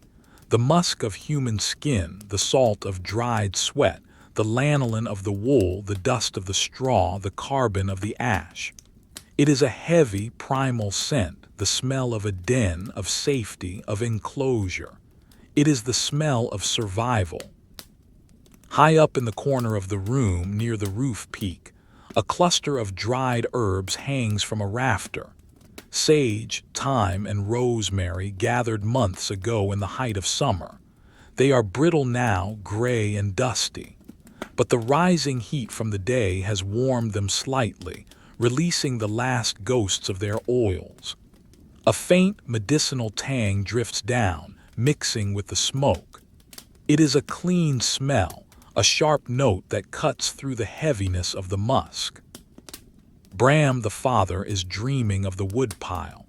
In his dream, the wood is endless. He is splitting logs, crack, crack, crack. The axe falls with a perfect rhythm. The wood splits cleanly, revealing the pale, yellow interior of the oak. He feels the shock of the impact in his arms. It is a good feeling. It is the feeling of work, of provision. He is not tired in the dream. He is strong. He stacks the wood in a wall that reaches the sky. The wall of wood blocks out the wind. He feels safe behind his wall. In the bed, his hand twitches, mimicking the grip on the axe handle. He squeezes the sheet. The linen bunches in his fist. He holds it tight, anchoring himself to the dream. The wind shifts again. It comes from the north now, the direction of the true ice. It presses against the door. The heavy oak planks of the door flex inward just a fraction of a millimeter. The latch, iron on iron, groans under the pressure. Grrrrrrrrrrr creak. It is a sound of strain. The door is holding the weight of the atmosphere. The draft around the edges of the door intensifies. A small whistle begins. SSSHHHHHHH. It sounds like a snake hissing in the corner. Hanno, nearest the door, feels the change in the air pressure more than the temperature. He shifts, burying his head deeper into the fur. He turns his back to the door, presenting his shoulder as a shield. He does not wake. He simply adapts. The water in the barrel is now frozen solid across the top. The ice is an inch thick. Below the ice, the water is dark and still, sealed off from the world. If a thirsty man were to come now, he would need a tool to break the surface. The ladle used earlier is frozen to the rim of the barrel. It is fused to the wood by a bridge of ice. It is a sculpture of cold. Time passes. It is measured not in minutes but in the consumption of the peat. One brick collapses into ash. Whump! A small shower of sparks rises up, swirling in the convection current. They are tiny orange stars that fly upward, cooling as they rise, turning to black dust before they reach the smoke hole. They drift down, settling on the hearth, on the dog, on the floor. It is a slow, silent rain of carbon. The darkness seems to have a texture. It is grainy, pixelated. To the open eye, it swirls with phosphenes, blue and purple splotches that dance and fade. But no eyes are open. The darkness is felt rather than seen. It wraps around the body like a second skin. In the center of the bed, the child Mara rolls over. She has become too warm. She kicks the heavy quilt off her legs. Her small, bare feet are exposed to the cool air of the pocket under the furs. She wiggles her toes.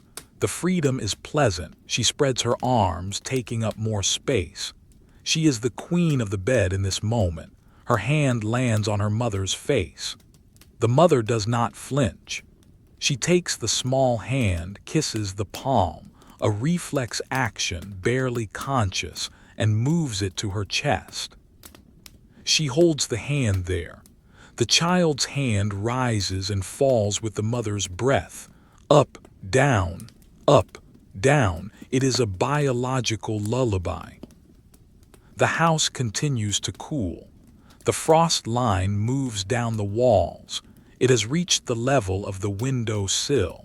The condensation on the walls has frozen into a glistening sheen. The house is becoming an ice cave, but the core remains warm. The bed is a reactor. The temperature under the covers holds steady at 90 degrees. It is a miracle of biothermodynamics. 12 bodies burning calories, generating heat, trapping it in wool. A mouse, the same one from earlier or perhaps a brother, ventures out again. It moves along the top of the grain bin. It finds a loose kernel of barley. It picks it up. It sits on its haunches. Nibble, nibble. It stops. It listens. The silence is heavy. The mouse senses the sleeping predator by the fire. It decides the risk is too great. It drops the kernel tick and scampers back into the wall.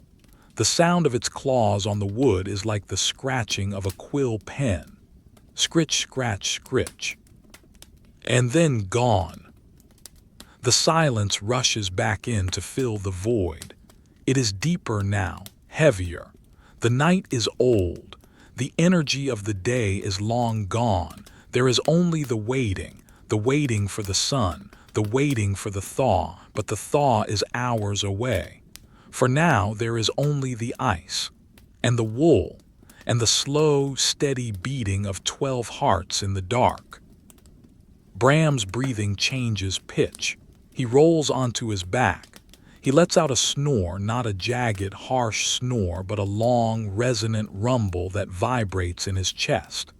HRRRMMMMMM. Phew. It is a deep bass note. It resonates with the timber of the bed frame. The bed vibrates slightly with the sound. To the other sleepers, this is white noise. It is the sound of the engine of the household. It is a comforting sound. If it stopped, they would wake. As long as it continues, they know the watch is kept. The snow outside is now 2 feet deep against the wall. It covers the bottom logs completely. It is creeping up toward the window. The house is sinking into the earth, being swallowed by the winter. Inside, the feeling of enclosure is absolute. There is no outside. There is only the inside. A draft moves the tapestry again. Swish. The stag in the picture bows its head. The fabric rubs against the wall. It is a soft, dry sound. It is the only movement in the room. The fire pulses once, a sudden brightening of the red coal as a draft hits it, then dims again.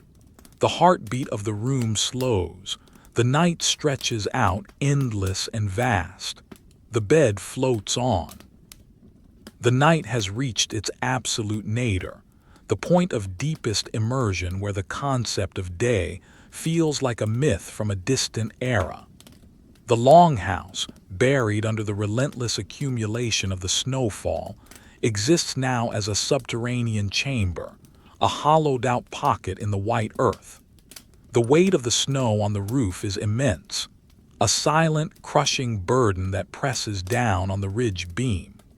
The beam, a massive trunk of old-growth oak, accepts this weight with the stoic resilience of 3 centuries. It does not groan anymore. It has settled into a locked rigidity, a muscular tension of wood fibers holding the line against gravity.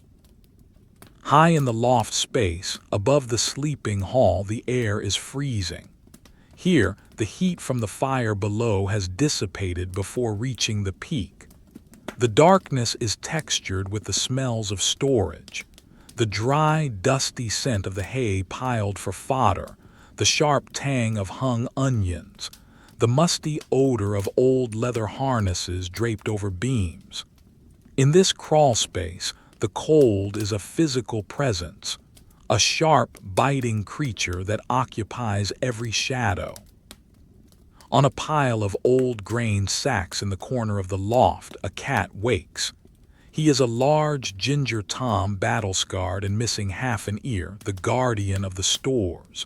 His name, if he has one, is lost to the indifference of the household, but he answers to the clanging of the milk pail. He wakes not with a start, but with a fluid transition from stillness to awareness. One yellow eye opens, a slit of gold in the blackness, then the other. He does not move his body yet. He listens.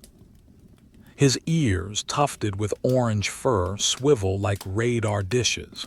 Left, right, he catalogues the sonic landscape.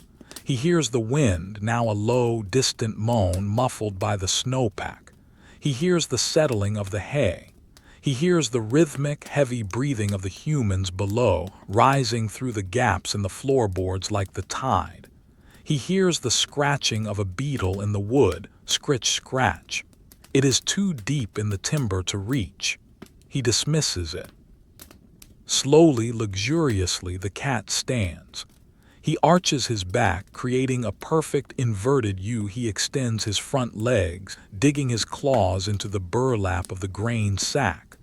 R-R-R-rip. The sound of the claws tearing the fabric is loud in the quiet loft. He pulls back, stretching the muscles of his shoulders, feeling the tension release. He yawns, a wide, pink cavern of a mouth, his rough tongue curling. He shakes his head, his whiskers trembling. He begins his patrol. He moves with a silence that makes the humans seem like lumbering giants. He places each paw with deliberate precision. Lift, extend, place. The pads of his feet are soft leather, making no sound on the rough planks. He walks along the main beam, a tightrope walker in the dark. He stops at the edge of the loft, peering down into the main hall. From his vantage point, the room below is a pit of shadows. The only light is the faint, dying glow of the peat fire, a dim red smudge in the center of the room. He can see the heat rising from it, a shimmering distortion in the air. He can see the massive mound of the great bed. To his eyes, adapted for the night, the bed looks like a large, breathing animal. He watches it for a long moment, observing the rise and fall of the furs. He detects the smell of the humans, warm, mammalian, heavy. It is a comforting smell, the smell of the pack. He decides to descend. The cold in the loft is too biting. He moves to the ladder, a series of pegs driven into a vertical post. He flows down it, water pouring over rocks. Drop, land, drop, land. He hits the earthen floor of the hall without a sound. The floor is cold. The frost on the stone stings his pads. He lifts a paw, shaking it slightly. He moves quickly now, trotting towards the hearth. He circles the sleeping dog, Barnabas. The dog smells of wet fur and old bones. The cat gives a low, silent hiss, a mere exhale of air, but does not engage. He finds a spot on the warm stones of the hearth, just inches from the ash line, where the heat is still radiating from the stones themselves. He curls up, tucking his nose under his tail, becoming a ginger circle of warmth. He begins to purr. Rum, rum, rum. It is a low diesel engine sound, a vibration that travels through the stone floor. Back in the bed, the temperature dynamics are shifting again. The fire has burned down significantly in the last hour. The radiant heat that was keeping the room temperature manageable is fading. The ambient temperature of the room is dropping towards freezing. The frost on the window shutters has thickened into a crust. The water in the pitcher on the table has begun to freeze, a thin disk of ice forming on the surface. This drop in external temperature forces the sleepers to huddle closer. It is an unconscious migration. On the far right, young Tomas, who had earlier sought the cool wood with his foot, now retracts the limb. The cold has bitten his toes. He pulls his legs up, assuming the fetal position, his knees pressing into the back of his brother, Eric. Eric grunts in his sleep, a low, rumbling protest, but he does not move away. He accepts the contact. He shifts his arm, pulling the heavy wolf hide coverlet up over his ear. The air above the bed is now visibly colder than the air trapped beneath the covers. The breath of the 12 sleepers rises in a steady column. In the faint red light of the dying embers, if one looked closely, one could see the vapor. It rises in rhythmic puffs, 12 distinct clouds that merge into a single fog bank hovering over the pillows. This fog condenses on the cold timber of the headboard, forming tiny droplets of moisture that glisten like sweat on the wood. Bram, the father, is in the deepest phase of sleep now. His body is completely limp, a heavy weight sinking into the straw mattress. His breathing is slow and shallow, barely disturbing the sheet. He is dreaming of the summer harvest. In his dream, the sun is yellow and hot, the wheat is high and golden. He can hear the scythe swinging, swish, swish. He can smell the dust of the chaff. The dream is a perfect antidote to the reality of the ice. It is a mental fuel, a burning of memory to keep the spirit warm. Beside him, Alara the mother is less settled. The cold has found a way in. A tiny gap between the sheepskins and the quilt near her shoulder is allowing a microscopic draft to enter the bed. It is a needle of cold air piercing the sanctuary. It hits her neck. She shifts, murmuring. She tries to pull the quilt up, but it is pinned by the weight of the others. She wiggles her shoulder, trying to close the gap. She burrows her head deeper into the pillow, pulling the sheet up over her nose. The fabric warms instantly with her breath. She creates a snorkel of linen, breathing the warm, recycled air of the bed. The draft is defeated. She sighs, her body relaxing again. The silence of the house is now total. The wind outside has died completely. The snow has stopped falling. The world is suspended in a vacuum. There is no friction. There is no movement. It is as if time itself has frozen. In the corner of the room near the loom, a spider descends on a single thread of silk. It drops slowly, a tiny acrobat in the dark. It stops halfway down, hanging in the void. It waits. It senses the stillness. It climbs back up, consuming the thread as it goes, hand over hand, leg over leg. It disappears back into the shadows of the rafters. The smell of the room has changed again. The fire is now mostly ash, and the smell of the smoke has faded, replaced by the smell of the cooling iron of the cauldron. It is a sharp, mineral scent, faint but distinct. It mixes with the smell of the damp earth floor. The cold seems to have a smell of its own, a clean, sharp absence of scent, like a blank sheet of paper. Hanno on the edge is the barrier. His back is cold. The heavy wool of his tunic is cold to the touch.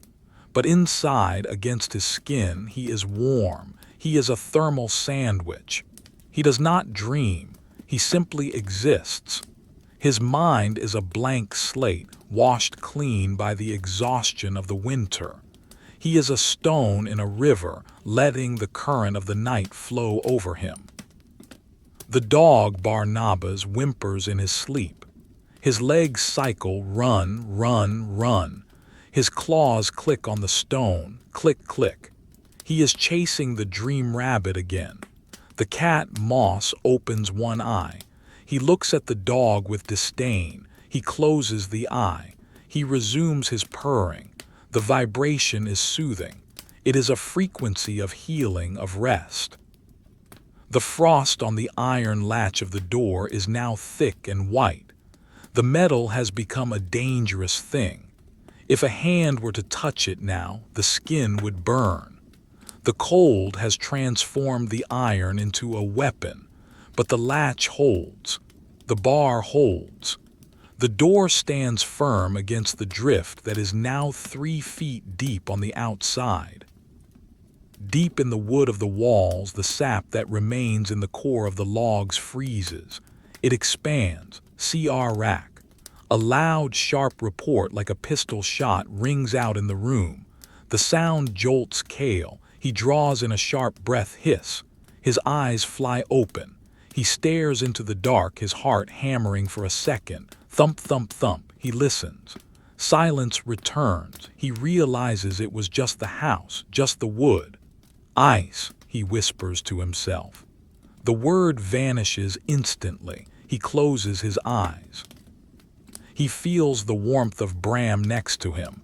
He feels the weight of the furs. He pushes his face into the pillow. The chaff crunches. He focuses on the sound. Crunch. Settle. He focuses on his breathing. In, out. Slowly, the adrenaline fades. The heavy hand of sleep reaches up and pulls him back down. The Mouser cat stands up. The fire is getting too low.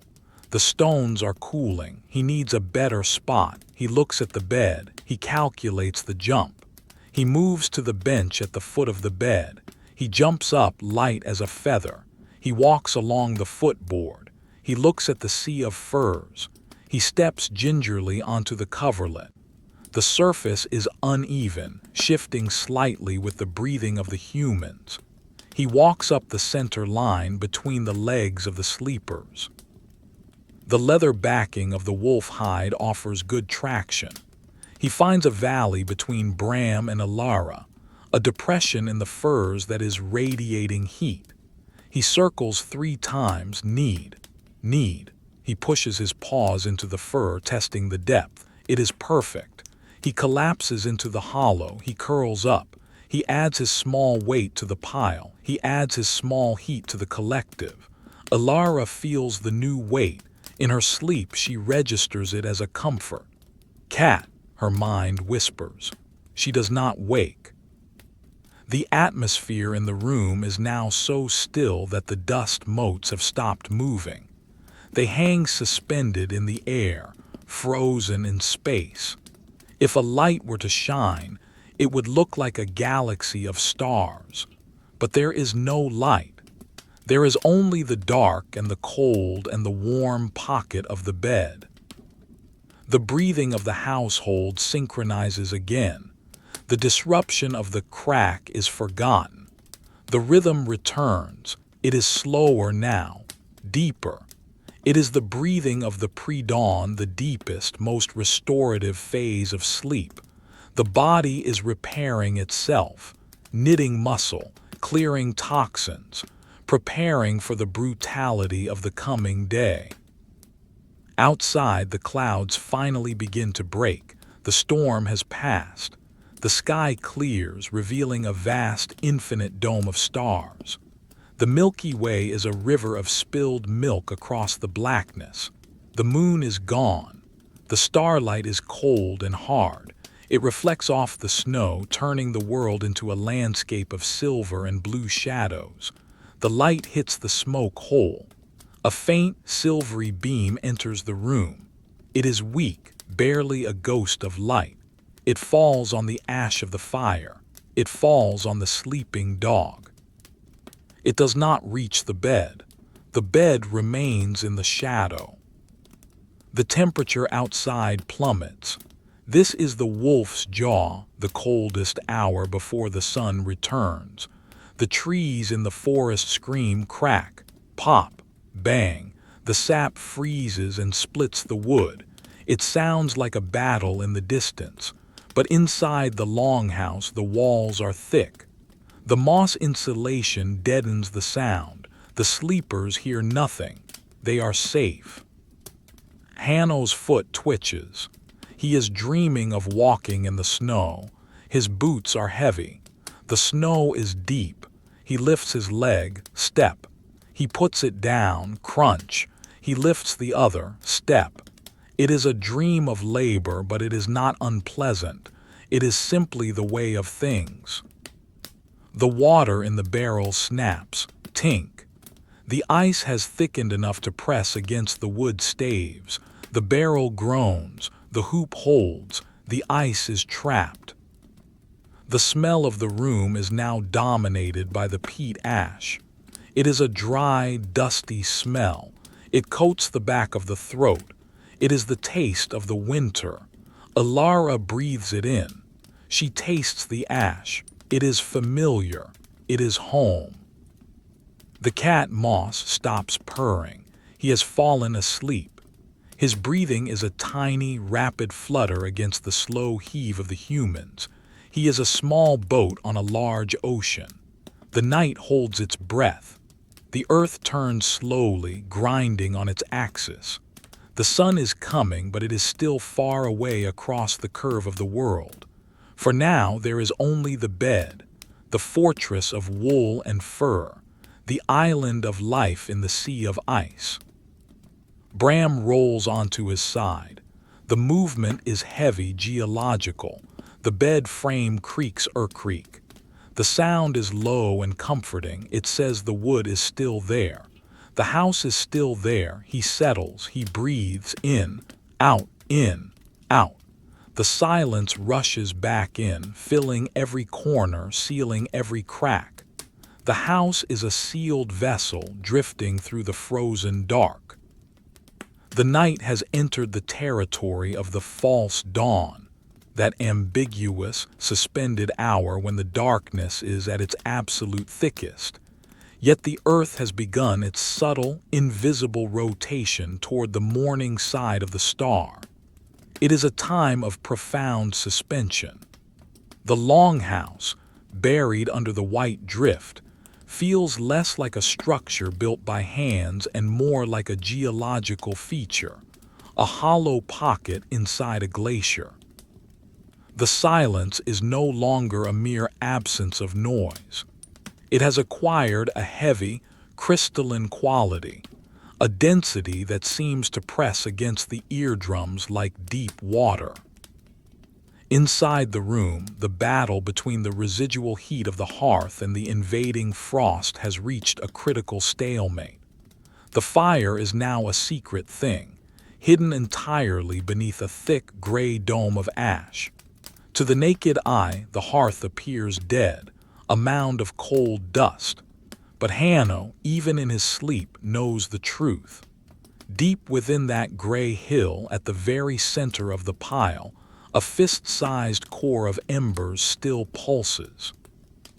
It breathes with a microscopic rhythm, glowing a dull, angry garnet only when the faintest draft finds a way through the ash.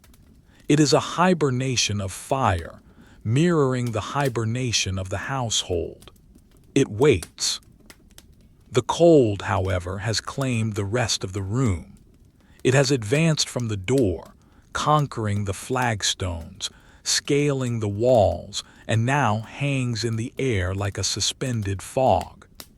The moisture in the room, generated by the breathing of the sleepers and the cooking of the night before, has begun to freeze out of the air. It settles on every cold surface as hoarfrost. The iron latch of the door is now a masterpiece of ice. The metal is entirely encased in a fuzzy white coat of crystals, growing outward in delicate fern-like spikes. They are fragile, intricate structures, built molecule by water molecule in the dark. If a finger were to brush them, they would shatter into powder. But there is no movement to disturb them. They grow in silence, a slow-motion explosion of geometry.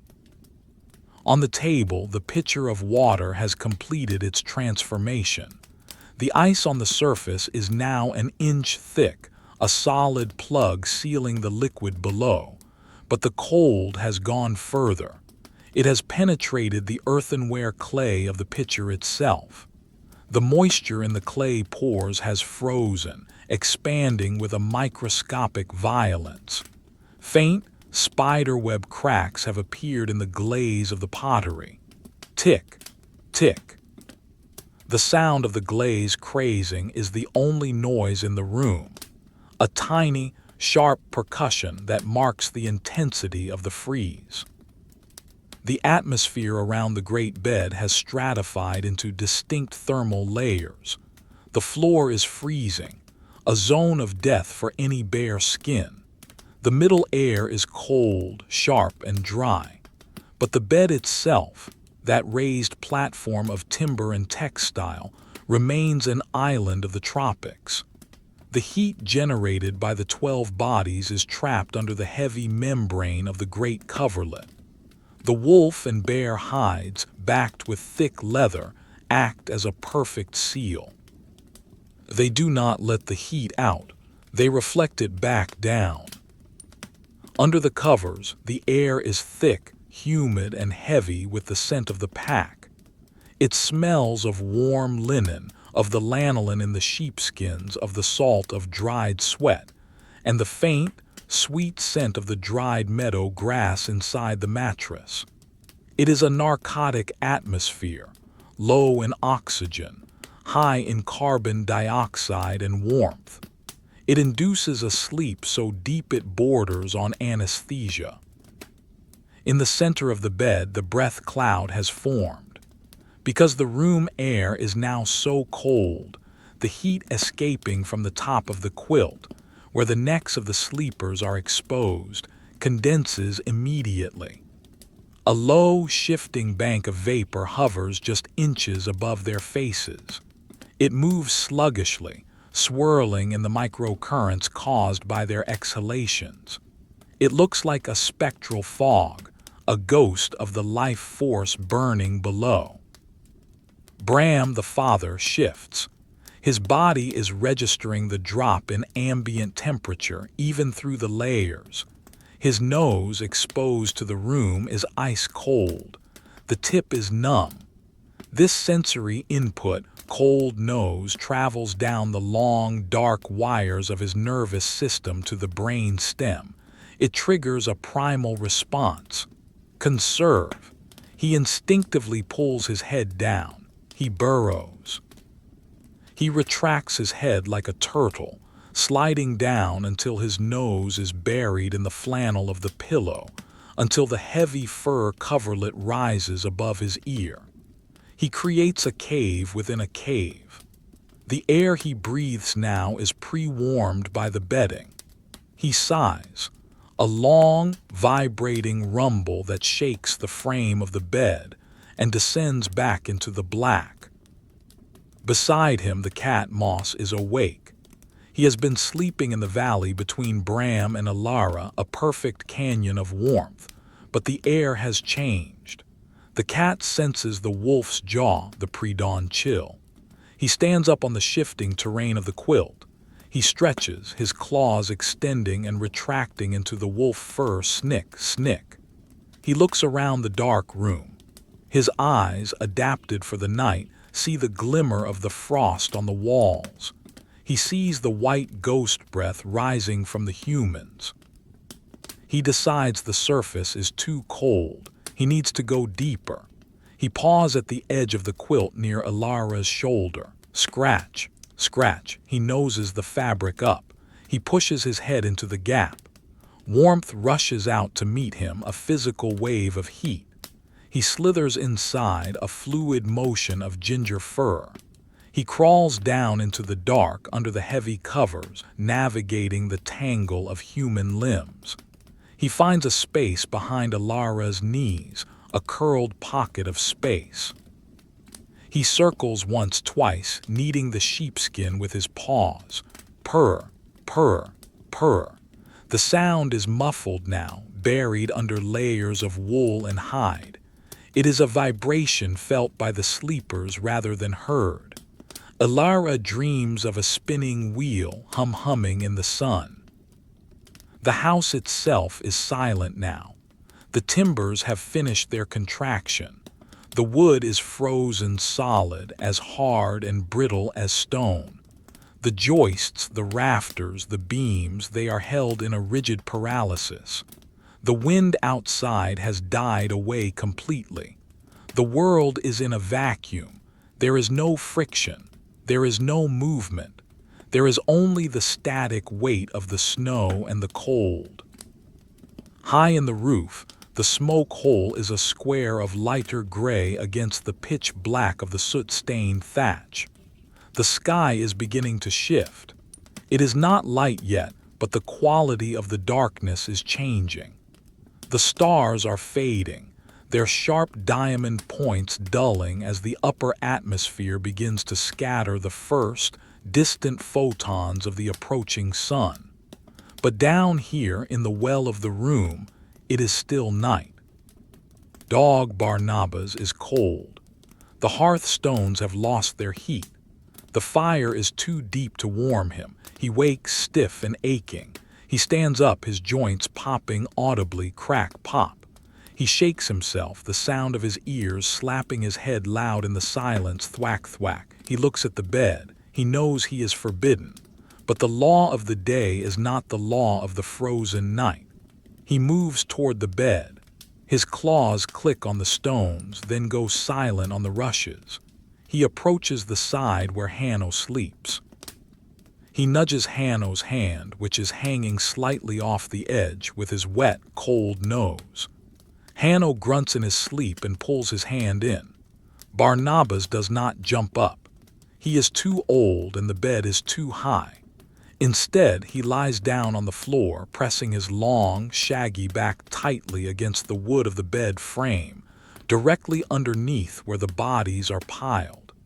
He steals the radiant heat coming down through the mattress. He curls into a tight ball, his tail over his nose. He sighs, a long, fluttering exhalation against the floorboards, and accepts the meager warmth. Inside the bed, the dreams are changing. The deep, abstract dreams of the middle night, the geometric shapes, the flying, the nonsense, are fading.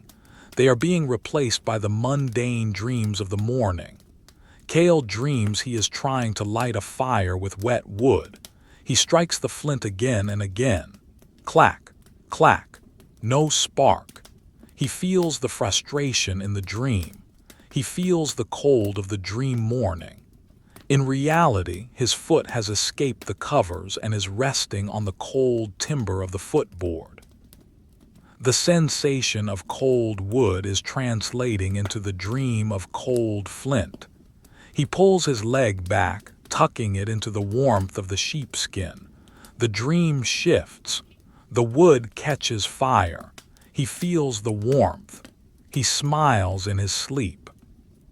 The silence is interrupted by a sound from the corner. It is the grain settling in the bin. As the temperature drops, the wooden bin contracts, squeezing the barley inside. The grain shifts, a sudden, dry shhhhhh sound like sand pouring down a chute. It lasts for 2 seconds, then stops. The silence rushes back in, filling the void instantly. Ilara the elder, the grandmother, is awake. She lies perfectly still. She is listening to the breathing of the house. She counts the breaths of her family. 1, long and wheezy, that is Hanno. 2, soft and fluttering, that is little Mara. 3, deep and resonant, that is Bram. She knows the rhythm of this choir. It is the music of her life. She feels the cold on her face. She knows the fire will need tending soon.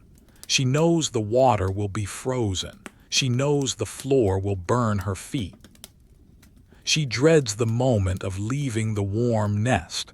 She savors the current paralysis. She wiggles her toes, feeling the warmth of the stone wrapped in linen at the foot of the bed. It is still faintly warm, a dying ember of heat. She presses her soles against it, extracting the last calorie. The frost on the window shutters has changed. The patterns have merged. The delicate ferns have grown together into a solid, opaque sheet of white ice. The wood of the shutter is no longer visible. It is a wall of crystal. A draft seeks a way through the crack. It pushes against the ice. Wee-yee.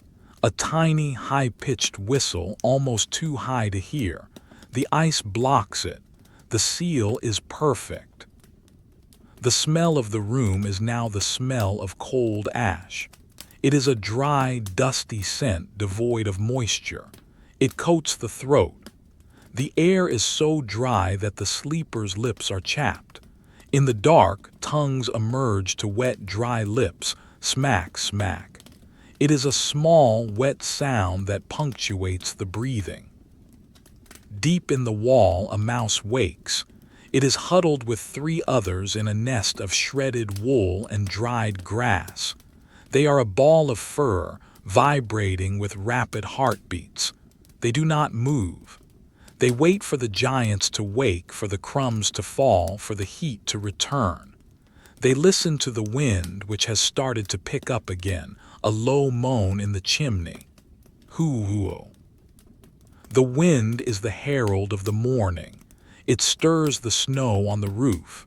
A small avalanche of powder slides down the thatch and lands with a soft whump on the ground outside. The sound is muffled, distant, but the cat, deep under the covers, hears it. His ears twitch against Ilara's leg.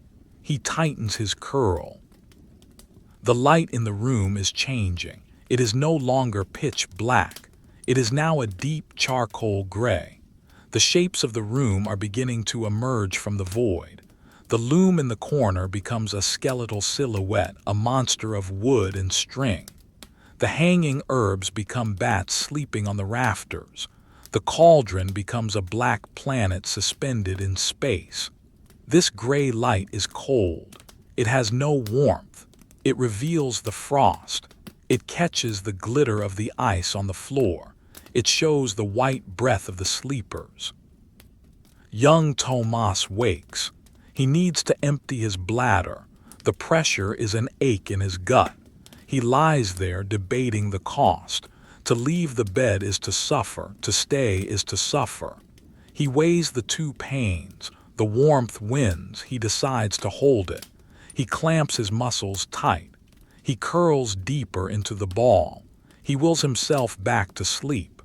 He drifts into a doze, dreaming of standing in a warm rain. The air in the room is heavy with the stillness. It feels gelatinous. If one were to wave a hand, it feels like it would leave a trail in the air. The dust motes are immobile. The energy of the room is at absolute zero. But under the covers, life burns on. The metabolic engine of the clan is idling but running. The heat is constant. The connection is physical. They are a single entity, a pile of humanity fighting the entropy of the winter. Ilara, the mother, moves her hand. It finds the head of the child, Mara. She strokes the hair smooth. The hair is warm and static charged. It clings to her fingers. The child sighs in her sleep, a sound of pure contentment. The fire in the hearth shifts. The structure of the ash pile collapses slightly as the fuel underneath is consumed. PFFFT. A small puff of gray dust rises. It hangs in the air, then drifts slowly toward the draft of the chimney. The red eye of the ember winks once, then is covered again. The fire is fragile now. It needs a hand. It needs fresh peat. It needs breath, but not yet. The cold on the floor is thickening. It is a physical substance, a liquid ice that pools around the legs of the table. It freezes the moisture in the wood. The table leg makes a sharp crack, a sound of stress. Bram's eyes flicker open for a second. He hears the crack. Table, his mind registers. Cold. He closes his eyes. He pulls the quilt up. He turns his back to the room. The morning is coming, but it is not here yet. The dead watch is ending. The waking watch is approaching. The silence holds for one more hour. The breathing continues. In, rustle of straw. Out. In, creak of ribcage. Out. The bed floats on in the gray sea of the room, a raft of wool and heat. The world waits. The transition from night to morning in the deep winter is not a singular event, but a slow, agonizing gradient of light and temperature. The darkness, which had held the longhouse in a velvet grip for 14 hours, begins to lose its integrity. It does not lift so much as it dissolves, turning from an opaque black to a heavy, granular gray, and finally to a bruised, pale blue. This is the blue hour, the time when the light filtering through the snow-packed crevices of the roof and the translucent parchment of the window is the color of old ice. It is a cold light, devoid of warmth or cheer, serving only to reveal the extent of the night's freezing work. Inside the room, the revelation is stark. The frost has not merely coated the surfaces, it has colonized them. The iron hinges of the chest are furry with white crystals. The stone floor is a glittery sheet of rime. The breath of the sleepers, rising in the night, has frozen on the overhead beams, creating a delicate, upside-down landscape of white moss. The room looks like the inside of a geode, sparkling and hard. The silence changes. The heavy, pressurized silence of the deep night is replaced by the fragile, brittle silence of the dawn. The wood of the house, having contracted to its limit, sits in a tense stillness. The wind outside has awakened, shifting from a moan to a brisk, businesslike sweeping sound, swish, swish, as it rearranges the snowdrifts against the walls. In the great bed, the thermal battery is running low. The stones at the foot of the bed are now stone cold, dead weights wrapped in linen. The heat generated by the bodies is still there, trapped under the furs, but the differential between the bed and the room is at its maximum. To leave the bed now is to step onto a different planet. Hanno is the first to accept this reality. He does not wake suddenly. The habit of a lifetime pulls him from the warm dark. His eyes open. He sees the blue light on the rafters. He sees the white breath cloud hovering over the bed. He knows the duty. If he lies there for 5 more minutes, the cold will seep into the bones of the house too deeply to drive out.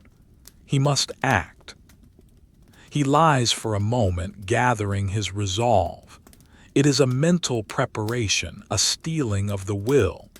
He takes a deep breath of the warm, wool-scented air under the covers, inhale, exhale. Then he moves. He pushes the heavy coverlet down. The leather backing is stiff with the cold, making a crinkling sound like stiff paper, crinkle, crack. He slides his legs out. The air of the room hits him like a physical blow, a slap of invisible ice. He gasps, a sharp hiss through his teeth. He sits up. The straw mattress groans. He swings his legs over the edge. His feet touch the floor. The shock is absolute. The rush matting offers little protection against the freezing stones beneath. The cold shoots up his legs, seizing the calves, tightening the skin. He stands quickly, his joints popping, pop, crack, pop, a percussion of stiffness. He wraps his arms around his chest, his hands gripping his opposite shoulders, rubbing vigorously. Rub, rub, rub. The sound of his rough skin against the linen tunic is loud in the quiet room. He moves immediately to the hearth. He walks with a hunched, hurried gait, his toes curled up to minimize contact with the floor. He reaches the fireplace. It looks dead, a gray, dusty mound of ash. He kneels on the cold stones, his knees protest. He picks up the iron poker. It is freezing, burning his palm with the cold. He digs into the ash. He is gentle, surgical. He scrapes away the gray powder. Deeper, deeper. There. A faint, dull red glow. A single heart of peat, barely alive, pulsing weakly. It is the seed of the new day. Hanno leans down. He puts his face close to the ash, his beard brushing the stone. He purses his lips. He blows. Foo. The breath is gentle, a stream of oxygen delivered to the starving coal. The red glow brightens. It turns orange. It pulses. He blows again. Foo. The orange turns yellow at the edges. A tiny wisp of smoke curls up, twisting in the draft. It smells of ancient earth. He reaches for the kindling basket. He selects a handful of dried birch twigs, thin as needles, peeling with paper-thin bark. He places them delicately over the coal, forming a small pyramid. He does not smother it. He builds a cage for the heat. He blows again. Long, steady. Snap. A single twig catches. A tiny yellow flame jumps up, dancing frantically. It licks the bark. Crackle. Pop. The fire spreads. The yellow light flares, pushing back the blue shadows. Hanno sits back on his heels, watching the miracle. He adds slightly larger sticks, then a split log of pine. The fire takes hold. The draft catches it, pulling the smoke up the chimney. The roar begins, a low, throat-clearing sound of the hearth waking up. Woo-um. The sound of the fire is the alarm clock for the rest of the room. On the floor, Barnabas the dog lifts his head. He blinks, his eyes gummy with sleep. He sees the light. He stretches, his front paws sliding forward on the stone, his rear end in the air. He lets out a high-pitched yawn squeak. Yaw. He stands, shakes himself vigorously, the flap, flap, flap of his ears echoing, and walks to the fire. He collapses in front of the growing flames with a heavy thud, soaking in the first waves of radiant heat. In the bed, the movement begins. It is a slow, reluctant stirring. The spell of the night is broken. Bram groans. It is a deep tectonic sound. He rolls onto his back. He rubs his face with his hands. The sound of his calloused palms on his stubble is like sandpaper on wood. R-R-R rasp, R-R-R rasp. Morning, he mumbles. The word is barely intelligible, a slurred vibration. Morning, Alara whispers back. Her voice is thick with sleep. Now comes the extraction. One by one, the sleepers emerge from the cocoon. It is a process of tearing away the warmth. The covers are thrown back. The cold air rushes in. There are gasps, shivers, the chatter of teeth. Clack, clack, clack. They slide out of the high bed. They hit the floor. The dance of the cold feet begins. They hop from foot to foot, moving quickly to the pile of clothes. The clothes are frozen.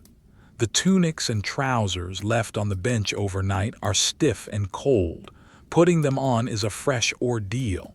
Kale picks up his woolen tunic. He holds it for a moment, bracing himself. Then he pulls it over his head. The cold wool touches his warm skin. He shudders violently, a whole body spasm.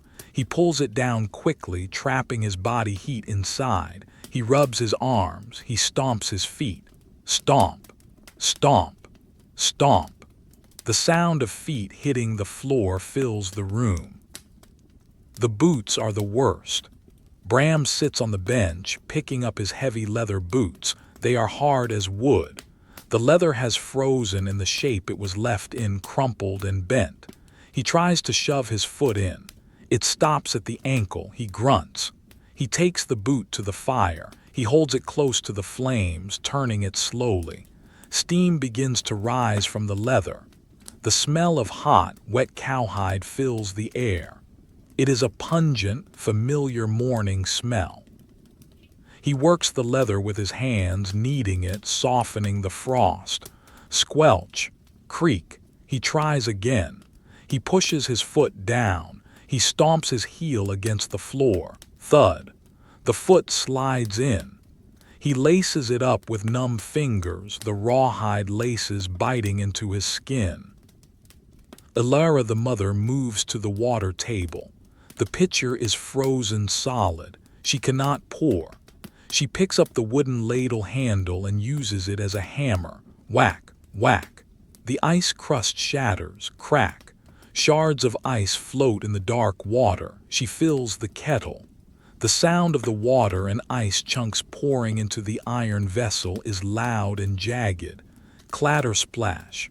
She carries it to the hearth and hangs it over the fire. The flames lick the bottom of the pot. Soon, the hiss of heating water joins the symphony of the morning. The cat Moss finally decides to leave the bed. He waits until the last human has vacated. He stands on the cooling pillow, stretches one last time, and jumps down.